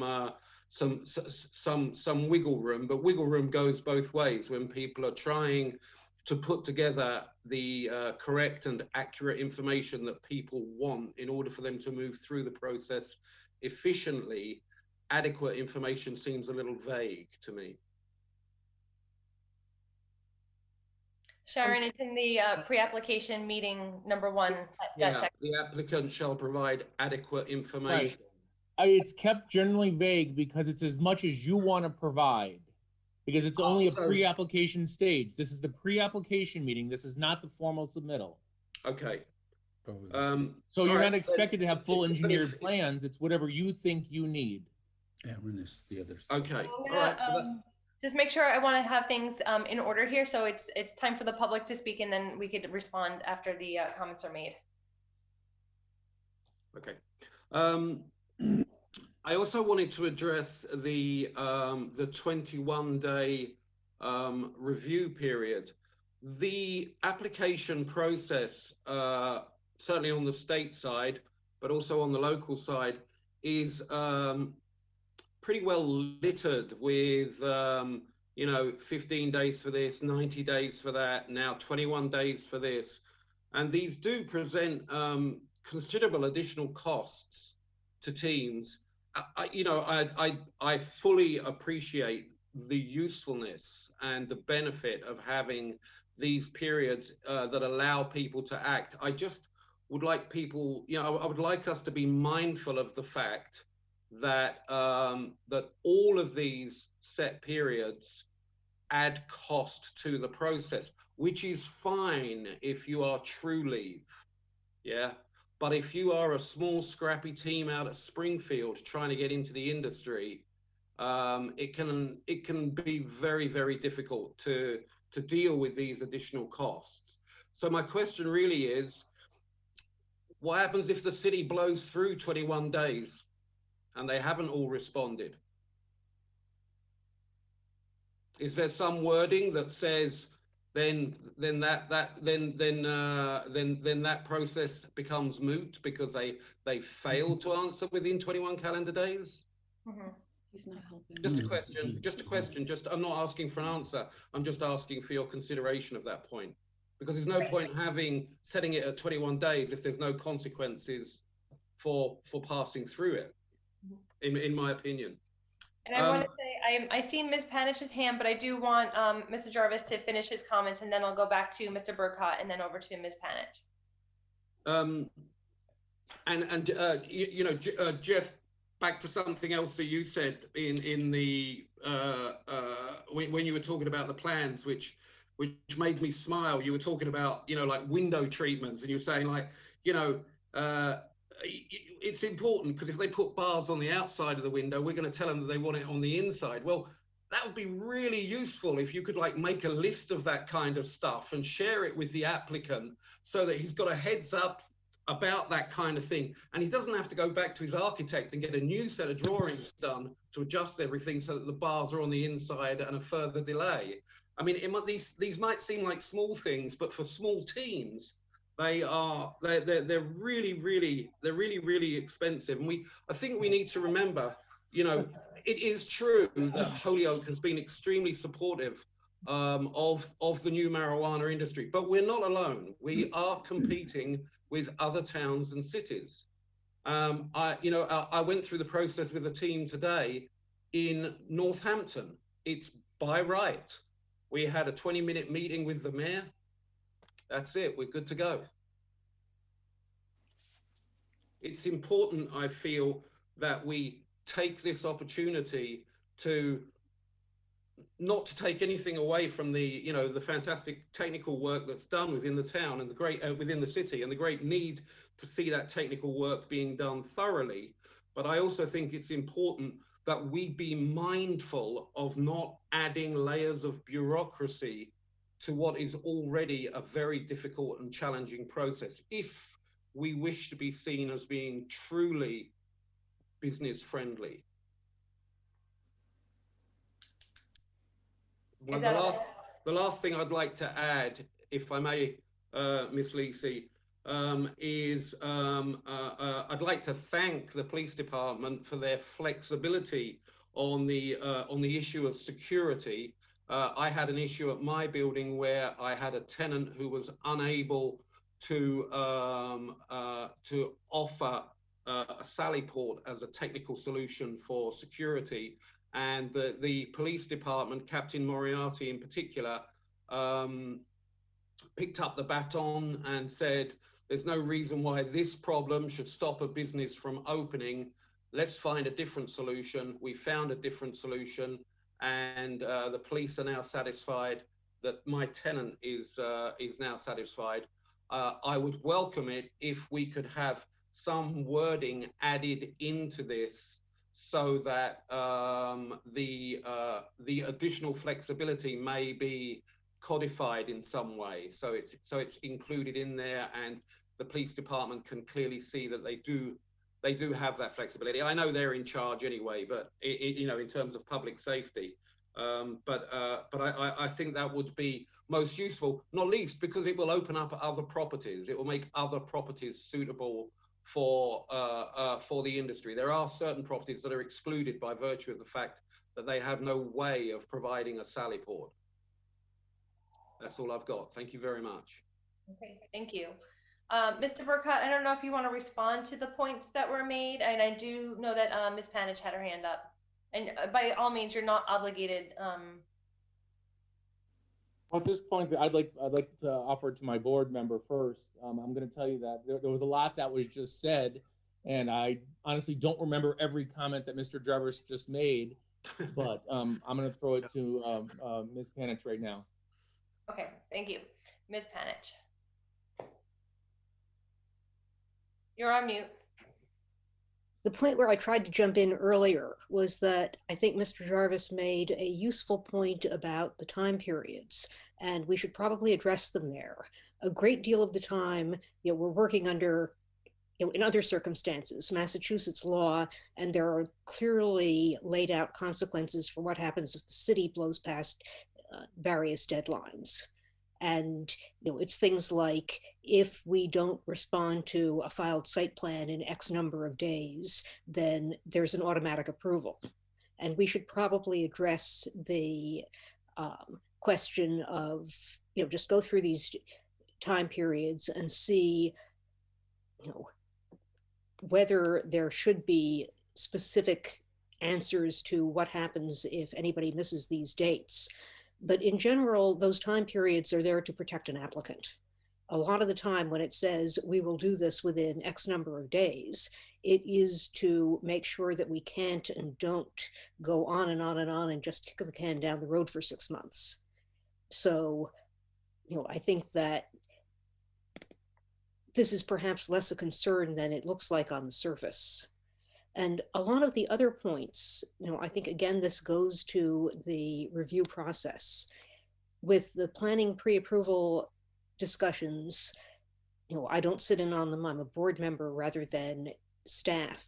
But by the time they get to us, it's clear that a great deal has already been negotiated or explained in those sessions. It's one of the things that Jeff and the rest of our professional staff do really well. We have projects right now before the planning board where, I am hopeful that we're actually going to have applicants who are able to move forward, where it's clear that if they were left on their own, the problems with the applications and the statutory rules would be a killer. And we're good at solving problems. We want to work with you. We just don't want to have a situation where a less scrupulous or less, or an applicant with less guidance comes to us, has a project, we've had 20 days with it. We know their problems. We've communicated with them and have informed them that they're problems. And suddenly we've got this change at the last minute and there's no time to review it and no recourse. And, if we have already said we need this X number of days in advance, then presumably to deal with that, just like to deal with any other problem and come forward with what you think will be good solutions to it. But things like, the window bars, you'll get that in the pre-application meetings. That's the way we work. And, I think that they're very reasonable points to make, but this is not, at least on the planning side, a rigid thing where we can say, here is a checklist, and if you complete it, we can guarantee that this project will work. It also is not a thing where we're going to nickel and dime you and demand little changes for no reason when you can explain to us that, no, you have a good reason that you need it this way. And I don't know if that's reassuring or not, but I think, if there's specific changes you feel need to be made, we really want to hear them and we want to consider them for this ordinance. But if it's a matter of concerns about our being flexible enough to respond in early stages of this, that flexibility is there and we can do it in 21 days. We do it all the time. Thank you. Are there other members of the public who would like to speak? I'm seeing Aaron. No, I can wait. We'll go to Morris for a second time and then over to Aaron. Okay. I thought of another thing really quick that could help the planning department. And that is, in both the license types with the commission, there's now a pre-certification process, which is designed to go ahead of the provisional license application. So I think it certainly would be well within Holyoke's benefit to write into the ordinance that it could save on the planning department's time if a applicant was required to have gone through the pre-certification process prior to coming to the planning department, because that way at least it just makes sure that the applicant is serious and has the ability to go through that cannabis commission process, so it could potentially weed out people who are less than serious about launching their business. Thank you for that. Aaron? Well, just real briefly, just picking up on Mark's comments. And Mark, thank you for hosting two of our 3 dispensaries already. So thank you for your work down there. The other thing about the 21 days and making sure, so 2 things. One, you're not limited to one pre-permitting meeting. Jeff and the team there, the team, it's Jeff and Sharon, you can come in more times and check in with us before you go through the full process. We want to guide anyone through it. And so there is flexibility built in. The other thing is that the 21 days, if you get it all together through us, the applicant's going to save time on the end of CO through the building commissioner. Often what we're seeing now is that a lot of these things that weren't done due to the plans that they should have been done is holding them up, not in our office, but on the back end or on the opening because of things that they haven't completed that was in the site plan review. So we're really trying to work with the applicants to make sure that it's not just our department that goes smoothly, but everything after the planning department. And so I just put that out there as well. And I understand, in some ways 3 weeks can seem like a lot, but it goes very fast. And I hope that we would save time for you and another applicant on the back end once you get through the planning process as well. Other members of the public who wish to speak? Is that Susanna and Dirk that want to speak, or? Okay, you're on mute at the moment.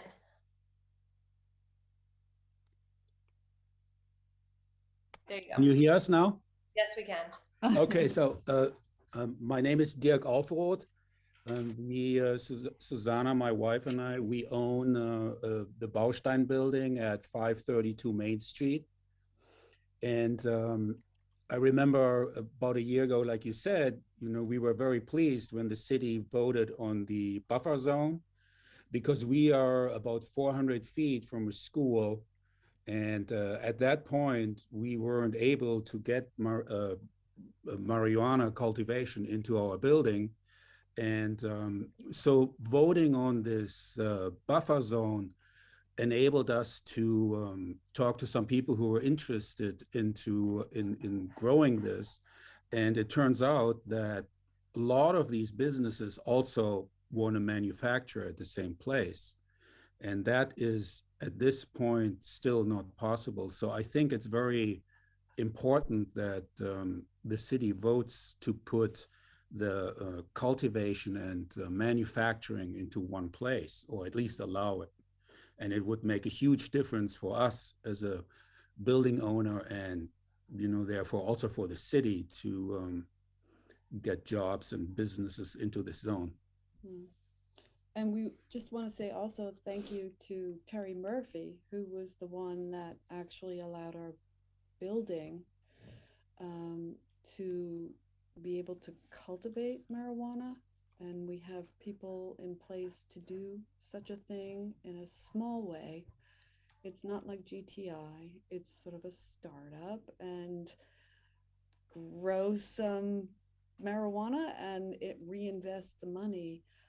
What we're finding is that a lot of people who want just what my husband said, a lot of people who want to cultivate marijuana in the city also want to carve out a very small amount of space to manufacture what they're going to eventually sell. The only thing that I can leave you with is that we were originally a thread factory, and we're kind of in the position of being allowed to make thread, but not put it on the spool. And so we can send the thread out and have someone else put it on the spool, but we're trying to grow right here within Holyoke, a small kind of, you can think of it as a startup, and use the people of Holyoke to have this grow into a situation where we can put the thread on the spool and we can start manufacturing, which is what the buildings that we are all in were meant for. So thank you. Thank you. Yeah, thank you for that. So I think when Marcos was speaking with us last, he mentioned something to the effect of, and tell me, Aaron, if I've got this right, that we are starting to run out of mill space that would be appropriate for manufacturing, and that we would do well in some ways to be able to allow for manufacturing to take place in different size spaces, not just large mill buildings, but smaller spaces. And that's what I hear Dirk and Susanna referring to there. Well, it depends on the license that someone wants to grow. There are smaller 10,000 square foot licenses that are out there for the small entrepreneurs. Sort of, you can equate it to like the craft beer movement, right? I mean, You've got your GTIs and your True Leaf, which are your, Budweiser, Bush and your Sam Adams. But if you're looking for, your Blue Moon or your even smaller sort of craft beer, it's the same way to look at this stuff. I'm not going to make a comment on how much mill space we have, because I think that we do have a lot, but I think it all depends on, we have over 40 provisional licenses already in the city. They're not all going to come to fruition to the state level. We already have seen some of our approved licensees in the city struggling to get their finances together and get construction finished, but we've seen others succeeding. So, you know, I think it's our job to make sure that everybody, you know, to the point of the people here, is that everyone's on a level footing. Would it make sense to expand the zone? I think that's a different discussion, just for processing and grow, manufacturing. I think that's a different discussion. You know, there are areas in the city one could look at that make sense for this operation if someone's going to build new, you know, up in our sort of industrial park area, perhaps. But you know, I'm not going to make a comment on how much mill space we currently have available. It would depend a lot on which projects come to fruition and which ones don't. Okay, thanks for that. So going back to, I know Kate had mentioned we wanted a little bit more discussion on the buffers. I don't know if this is a good point to launch back into that, or if we're feeling somewhat satisfied now with the discussions that have taken place. Kate, I'm deferring to you at the moment. Well, I wasn't here for the initial discussions of this. I understand that the buffers that we have set up come, if I understand correctly, primarily from the city council, and that at the point in time when this was first taken up, the position of the members of the planning board at that time was that there really didn't need to be any buffer at all. Or that let me rephrase that the buffer should be 0, because I understand that we need to specify a buffer, but that the planning board's position at that point in time was that there should be a 0-foot buffer. Now, the difference between those two things is something that I think perhaps bears more discussion, or there might be other ideas of buffers that were somewhere in between those positions. But the buffer that we have at this point reflects the city council's will and was not reflective at that point of what the planning board had suggested.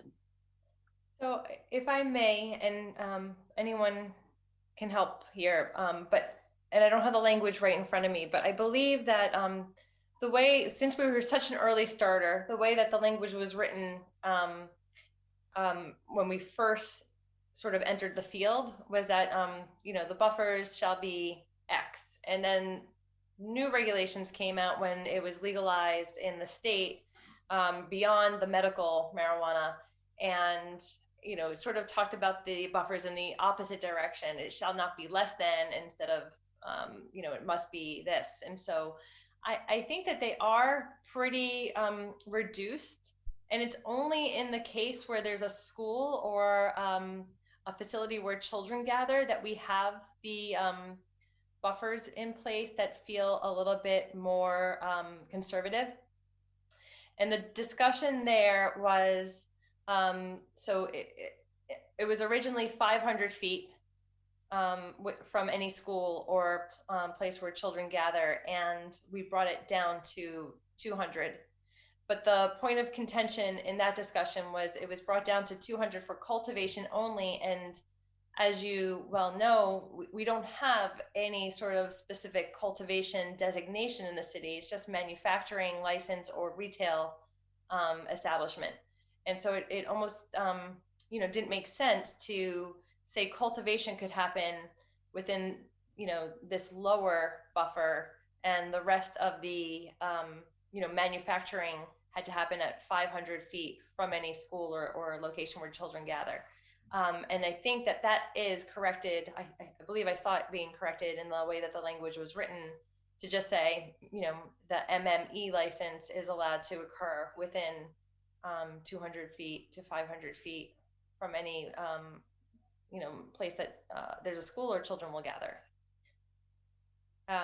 Ms. Panich has her hand up. I hope you could add to that. Yeah, just as a historical note, back when we first considered this, of course, the city of Holyoke and the state in general, because it was brand new, had no familiarity at all with cannabis operations. And there was a great deal of caution on the city council about reducing buffers at all. And we still have, I think, provisions in even this draft that reflect those early days. But it was always the position of the planning board, even when the membership was quite different, that the buffers ideally should be 0. And there was just no reason we could see that we had to be more meticulous about keeping a cannabis operation separate from, schools or anybody else than we are about alcohol or cigarettes. And of course, at the time, this was also medical only. We also were kind of baffled at the idea that you would not be able to have a medical marijuana dispensary in the same building as a pharmacy, for instance, or too close to a medical office. And I believe the pharmacy thing is still in our current draft of this. But to the extent that we can bring some of those buffers down, I think certainly I would still feel that we probably should. We don't want a retail dispensary next door to a middle school necessarily. But I don't know that 500-foot bubbles, particularly in a world where, as I understand it, a cannabis operation that's basically growing and refining is likely to want to have its own, as it were, tap room, even if it isn't a full-fledged dispensary that's doing that as its main business. A lot of the time, if you can't get the retail component in there at all, you're really crippling a incoming operation, as I understand it. So I do think that it is worth rethinking what we really need these buffers to be and how we want to define them. There's also a potential difference between the buffer being measured as from door to door and the buffer being measured from, you look at a map and draw a direct line from the view at 20,000 feet. If you're doing door to door, sometimes you'll find that there is a much longer distance than if you were measuring from the sky. And maybe if the idea is to make sure that we're not siting right next door to middle schools or grammar schools, we should be specifying that that's a door-to-door measurement rather than a as the crow flies measurement. Get the practical benefit without having it be too restrictive.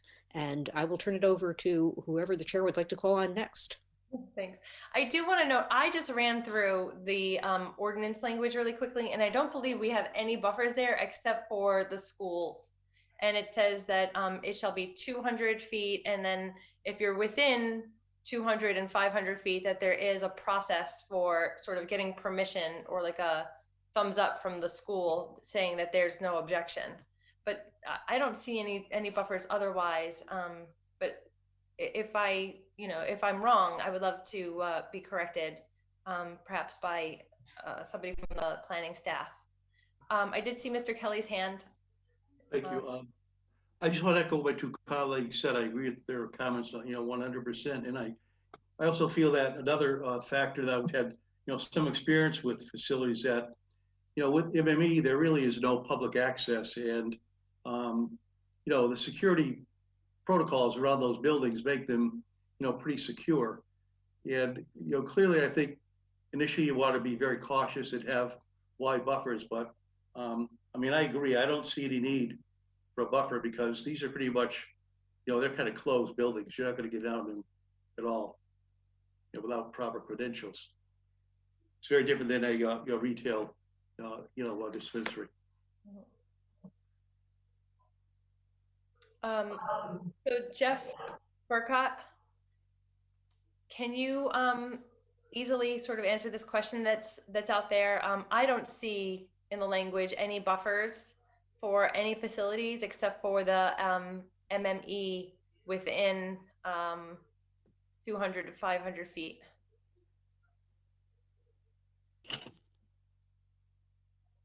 He may have left the building. He's here. He's thinking. Honestly, I'm trying to find it myself at this point. I believe that was it. Yeah, I don't think we have buffers in there anymore except for this one particular carve out. Anything really? It was under everything that's under section 710(4), and that's it's just the one from the pre-existing public school or private school. Mhm. Kate. So as I read it, MMEs are limited to have the 200, 500, but then at the end of that section, it says any and all remaining marijuana establishments shall not be located within 500 feet of any pre-existing public or private school. So there's, as I read it, there are buffers here for all types of establishments. The MMEs can be closer and everything else has to be over 500. And I think that my sense of the planning board is that we're going to argue that MMEs don't need any buffer at all, and that if we're going to consider a buffer for retail establishments, we might reconsider what the numbers are and how those numbers are measured. Yeah, I just want to clarify that I don't think there's any buffers except for around the school zone, and so the only points that we're arguing would be, you know, we're only talking about schools. Yeah. Yes. That's my reading as well. Okay. And then Ms. Panich, and then Councilor Bacon. Okay. I think I have conflated the buffers with our location requirements, which you will see up in, it is 710.3, location. An MMD shall not be located in buildings that contain any pharmacy, medical doctor offices, or the offices of any other professional practitioner authorized to prescribe the use of medical marijuana. B, a marijuana establishment shall not be located in buildings that contain any residential units, including transient housing such as hotels, motels, and dormitories. And that's, you know, not a buffer, but it does mean that you can't locate these facilities, you know, in a medical building or in, you know, say the lower story of a building that might have a retail establishment or, you know, any commercial uses in its office floor on the first floor. And those two are obviously location restrictions. People may feel that the no retail where there are also dwelling units makes sense. I don't know what the argument is for not having them in medical buildings. But that was the other thing that I was that I had in that whole bundle that went under buffers, and they obviously aren't buffers. Yes, thank you for that. Definitely something that we'd be, you know, willing to entertain some more discussion on at some other point once we sort of tease out why. Yeah. why were these exclusions there? Yeah. Councilor Bacon and then Councilor Murphy. You're on mute, Linda.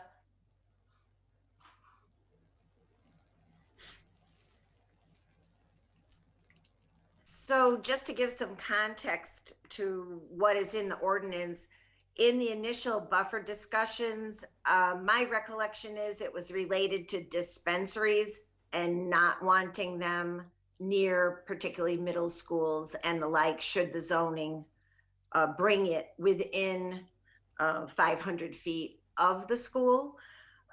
Relative to deliveries, we've consistently stated as conditions that deliveries will not be made to persons in the city. So that's an arena that needs to be debated, reviewed, and potentially amended. And that's why I'm interested in seeing the state regulations so that we can compare them side by side with our current ordinances, because in the early days, we were responding to what the state regulations were at that point to a certain degree. And in particular, because the federal law did not recognize the legality, even though the state did, was part of the background relative to whether something could be in the same location with something else. So that's why I'm interested to make sure that we're looking at the current and updated laws and regulations through the Cannabis Commission, and also that we're very clear about our definitions as we're reviewing and potentially revising the ordinance. Thank you. Thank you. Councilor Murphy. Thank you, Madam Chair. Just again, having introduced the order to move cultivation within 200 feet of a school, when I first got back on the council in 19, that was at the request of Dirk and Susanna, Hoyle Machine Company, and one other company in the flats that I can't think of who they were.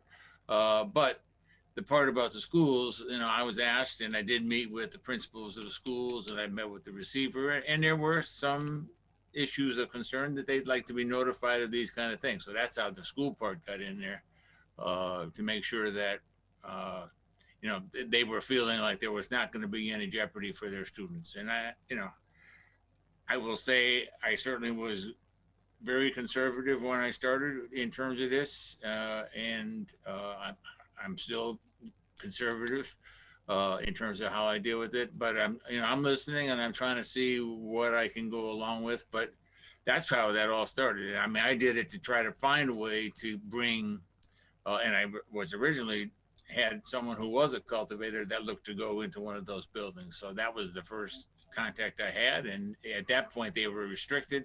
By bringing it to 200 feet, they were allowed, and then they ended up backing out. So just so you know how that all started and what my thought process was for that. And again, I do think we need to be cautious. I mean, with all due respect to, you know, I've seen many times where we had bars next to schools. I grew up, and I can tell you that it wasn't the kind of atmosphere that a kid should be going by. So there are things that we have to be concerned about that a youngster should not be exposed to. Now, I'm not saying that's going to happen, but that is my concern, and it certainly would be my concern in terms of retail.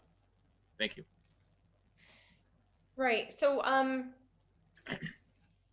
would love to get a sense of where folks think they're at. I think it sounds like there's a desire to have some more information from the state to sort of corroborate or, you know, document like where some of the changes, especially around deliveries, are coming from. And then I don't know if the planning board wants to make additional proposed changes to this red line document based on some of the discussion that happened this evening. Either planning board or planning staff, but I think it's probably one more meeting to review, you know, the state changes alongside of any other changes that might happen, and then probably being able to wrap things up within another meeting or so. Councilor Bacon. Thank you. One of the things I heard tonight that I really liked from one of our public commenters was the idea that an applicant must complete the pre-cert process at the state level before applying locally. I think that is a very valid suggestion that would help the whole process from the point of view that I understand it. Mm-hmm. So I would just make that comment. What I would like to see going forward is a redlined version of what the changes would be compared to our current ordinance, so that we can see within the ordinance where those changes will go, and then the reference with that, with the language from the state and the Cannabis Commission as it relates to any changes that we would be considering. And then to understand from legal whether the changes and the current updates to the law are as of right for the businesses if they're approved under the special permit, or whether locally we have the ability to be more restrictive.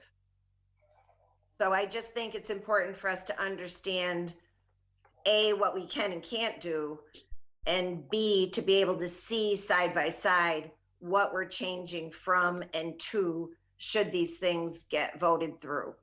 Thank you. So I want to say we do have the red line document that sort of tracks the changes to the present ordinance. And what might be helpful there is perhaps commenting and in the comment boxes, So it's still within like a red line document and not adding like an additional, set of papers, if you will, but using the comment function to say, this is the state statute that refers to this section here, or any other comments that you might want to add. Aaron, I feel like this is going to be on your plate, so correct me or ask me for more, clarification if that doesn't make sense. Like I see here on page 1, 710.4, there's a note that says deleted cultivation. So along with the track changes, there's like these bubbles for comments, and I think that's where the comments about the the state statutes. Yeah. So it's very targeted, very specific. And then, next meeting, I think we'll want Crystal to be able to comment on what we can and cannot change, or, if we create things this way, can we make them more restrictive through conditions? That sort of, legal impact that the special permit granting authority would have on the language here. Councilor Bacon, is that your hand up again? No, that was the original one. Thank you. So then, yeah, I think some additional like notes on the pre-certification, and where your office, sees that sort of amendment fitting into all this. I didn't see if we carved out specific zones for the delivery operators. Well, it's my understanding that cannabis-related businesses are only in the IG district. Correct. So you don't have to spell it out if all cannabis-related businesses are in one district. Happy to talk about an overlay district or expand. So that was, I think, part of the conversation that needs to happen next time, or about dispensaries, but out of IG. But it doesn't need to be spelled out of all. You put that restriction on to begin with. So. Right, are the space requirements and the security requirements for delivery operators and couriers going to be the same? And I just didn't see any details about that, but I'll check it. But I don't know if Morris is still on, but I think that's, again, pretty much in the state law what those restrictions are. But the two different licenses would have different restrictions, and obviously, so we can look into that. Yeah, and again, maybe that's another carve out in the comment section, or perhaps that's something that merits a little bit more of a supporting documentation to talk about the different options or directions that we could go with that. We do have this document about the overlay zones, but I don't know if there's still appetite for that, or if you just want to hold off for the next conversation. I think we can hold off to the next conversation. It seems. I think we have enough work in front of us here. Happy to, email you some updates. I've taken some high-level notes, just general notes. I will include Jeff, John, and Sharon from my office, and I'll put Jeffrey Anderson Burgos on it so he can relay it back to you. They're just notes; they're not minutes. So we can continue the conversation, and we'll get the documentation and talk about the buffer zone. So yeah, we'll move it forward. But I think let's wait on the additional conversation. Okay, and in the meantime, we have the documents now that we could review on our own and raise questions at the next meeting. Yes, please, and/or send questions ahead of time. I mean, we are available. The planning board is available. We work for the city every day, so we are here. The planning board's volunteers, but the planning department and myself, we are here. So absolutely able to talk this through before the meeting. But if we can get some of those issues and concerns addressed prior, that'll be good. Great.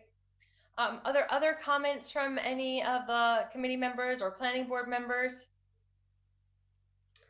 We should continue this public hearing for another date certain. It looks like we have the March 9th. I don't know if that's going to be appropriate for this discussion based on what the planning board has, but let me know. Okay. Well, as they say, March 9th, we do have the other the BH zoning discussion that Councilor Murphy has introduced. So that's going to be a joint public hearing. Councilor Murphy has a better feel for me than I do for that, but I don't think that would take a lot of time. for that particular discussion. Hopefully not. So maybe that'd be an appropriate time to continue this to be the same night. Yeah, okay, so let's do that. Let's continue this public hearing until March 9th at 6:30 p.m. I'll need a second. Second. Motion has been made and seconded. All in favor? Aye. So moved. Motion to continue the public hearing of the planning board till March 9th at 6:30 p.m. So moved. Second. All in favor? Aye. Thank you. Okay, so that concludes the joint public hearings, and the Ordinance Committee has one more item to take up. Thank you to all the planning board members and to our planning department staff for being here this evening, members of the public who joined us. Thanks all for your comments and work on this. Thank you to the councilors too. I would just add one more thing that, you know, we have these pre-permitting meetings. Jeff is constantly meeting with these developers. And if you want to come in and set up a time to talk about what the landscape really looks like and the work that's going on in this office to get these companies moving forward and the different various issues that we're dealing with, you know, some very professional, some, you know, that need a little bit more guidance. We'd be happy to sort of inform you as well as what the process really looks like on the ground. Okay. Thanks, Aaron. Thank you, Aaron. Thank you all. Have a good evening, everyone. Thank you. Good night. Take care of that kid.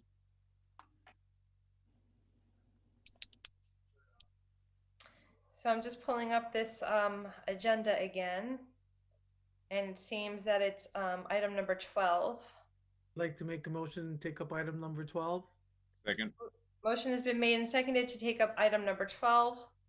This is an order to enhance food security that we consider adopting a backyard hen ordinance. All in favor? Aye. Aye. So Aye. moved. Sorry, any opposed? So moved. So under discussion, we did not have, oh, I'm sorry, I did not notice that Councilor McGivern has joined us. So just want to recognize Councilor McGivern for joining us. Thank you. I didn't, yeah, so under discussion, we didn't have the legal form. There seems to have been some sort of, you know, miscommunication between the legal department and the clerk's office and getting the final draft that we voted on last time. So I asked Crystal to just have a copy ready for us for discussion purposes. I'll you know, I'll see if any committee members want to comment on it, but I'm pretty satisfied with the way that we wrote it last time. So anyone else who wants to bring up points for discussion, I would defer to them. I think what Crystal has sent us is the document that, and it's updated. I know the 300 feet is in there for the abutters. I know the lease for tenants is no longer there. The special permit process and the fee are all there. Again, I'll just let you know, I'm still gonna make a motion to try to get a larger setback when we go to full city council. And again, I just basically the same kind of thing I just said there, where I'm going to be more conservative to start with and then work my way down. But what we have in front of us is what we had approved last time. So I just want to make sure it's clear, and perhaps Crystal can help, but the idea is that we have these moderate, and remember they are further than what any other accessory use structure would have in the city.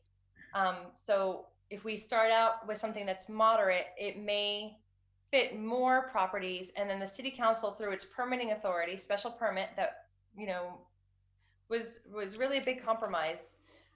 The special permit process allows the city council to set more conservative, more restrictive setbacks. So you would have that ability. So if you wanted to use the Chicopee setbacks on every special permit that came through, you would have that ability with the special permit process to create those conditions. But I don't think that we should start in a very conservative spot, given the different, you know, topographies and landscapes that we have throughout the city, density of neighborhoods, et cetera, and say, we're going to create this, very conservative, setback and buffer. Again, it's further than any other structure. I understand the point that's being made about the hens and living creatures in the coops and the runs, but I do want to emphasize that the city council can always create more conservative setbacks through the special permit process. I don't believe that we should start there because we don't have a one-size-fits-all sort of property layout in the city. So I'll leave it at that. I think I saw Councilor Hernandez's hand up first and then Councilor Bacon. Councilor Hernandez, you're on mute if you're wishing to speak. Yes, thank you so much. I just had to move to a less noisy area. Yes, I just wanted to add, once again, I know that I mentioned that before, and I know that the topic continues to come around as it relates to the, to the clearance area. And just to make it clear, like in a space like mine's, I keep on using my space because hopefully when this ever passes, I'm hoping to be able to build, a chicken coop in my backyard and put to practice on bringing healthy foods to my table and teaching my children and grandchildren to practice as an educational piece, as a self-sufficiency piece. But with these type of setbacks that are being presented here with the feed, I wouldn't be able to do my chicken coop in my space that I have. And I think that it makes sense that if it's needed to, and if we can through the special permit, then set those type of, if it makes sense that in that property, this neighbor's in dispute and they don't want it here or there, that it can be done there, then we can present it. But just to blanket it for everyone, it's gonna really disable certain people to be able to move forward with successfully installing a chicken coop in their house. So I think that we can still make this work without having this, this set like Chicopee, like our neighbor town. And we should try it out and still be able to select, if needed to, then we can set more strict, like regulations. And that's what I have to say. Thank you.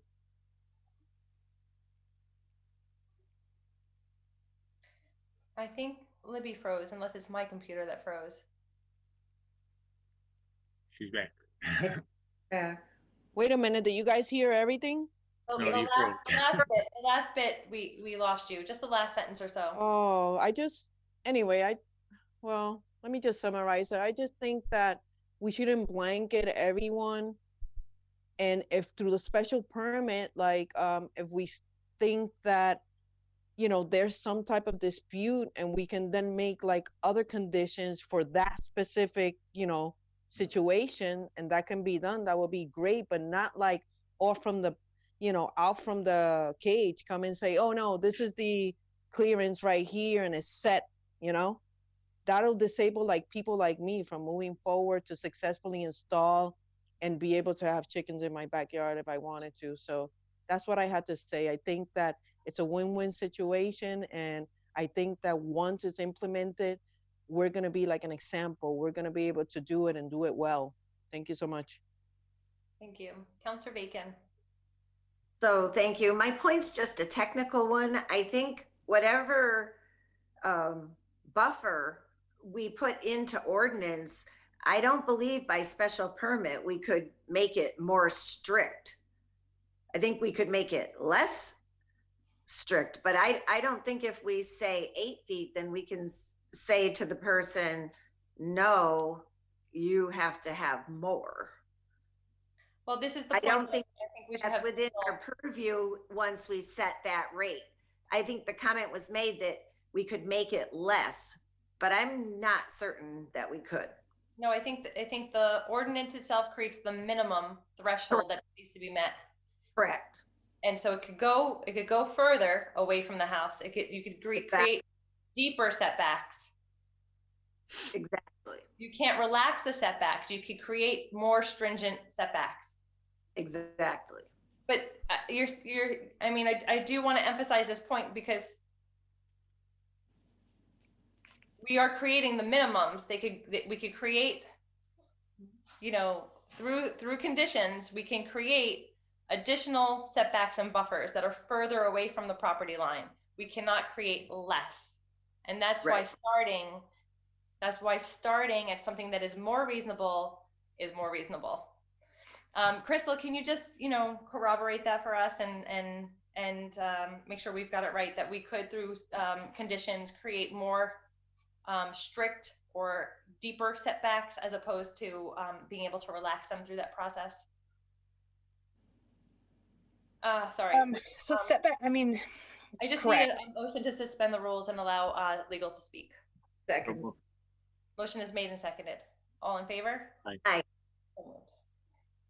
So I think you want to, it's accurate. You want to start with sort of a broad range, and, you know, then you can shrink things down via time, place, and manner.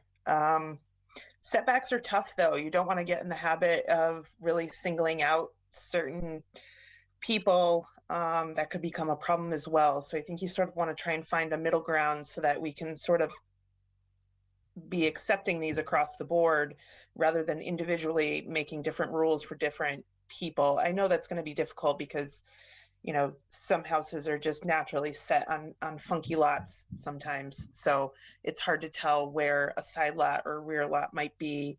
I mean, you know, some of our lots are diamond shaped. They're all sorts of awkward shapes and sizes. So it's difficult to say. It really is going to be a case by case basis, but we should really try and find that even keel ground when you're creating the ordinance to avoid that constant change. Okay, thank you. So is there a motion then on the ordinance?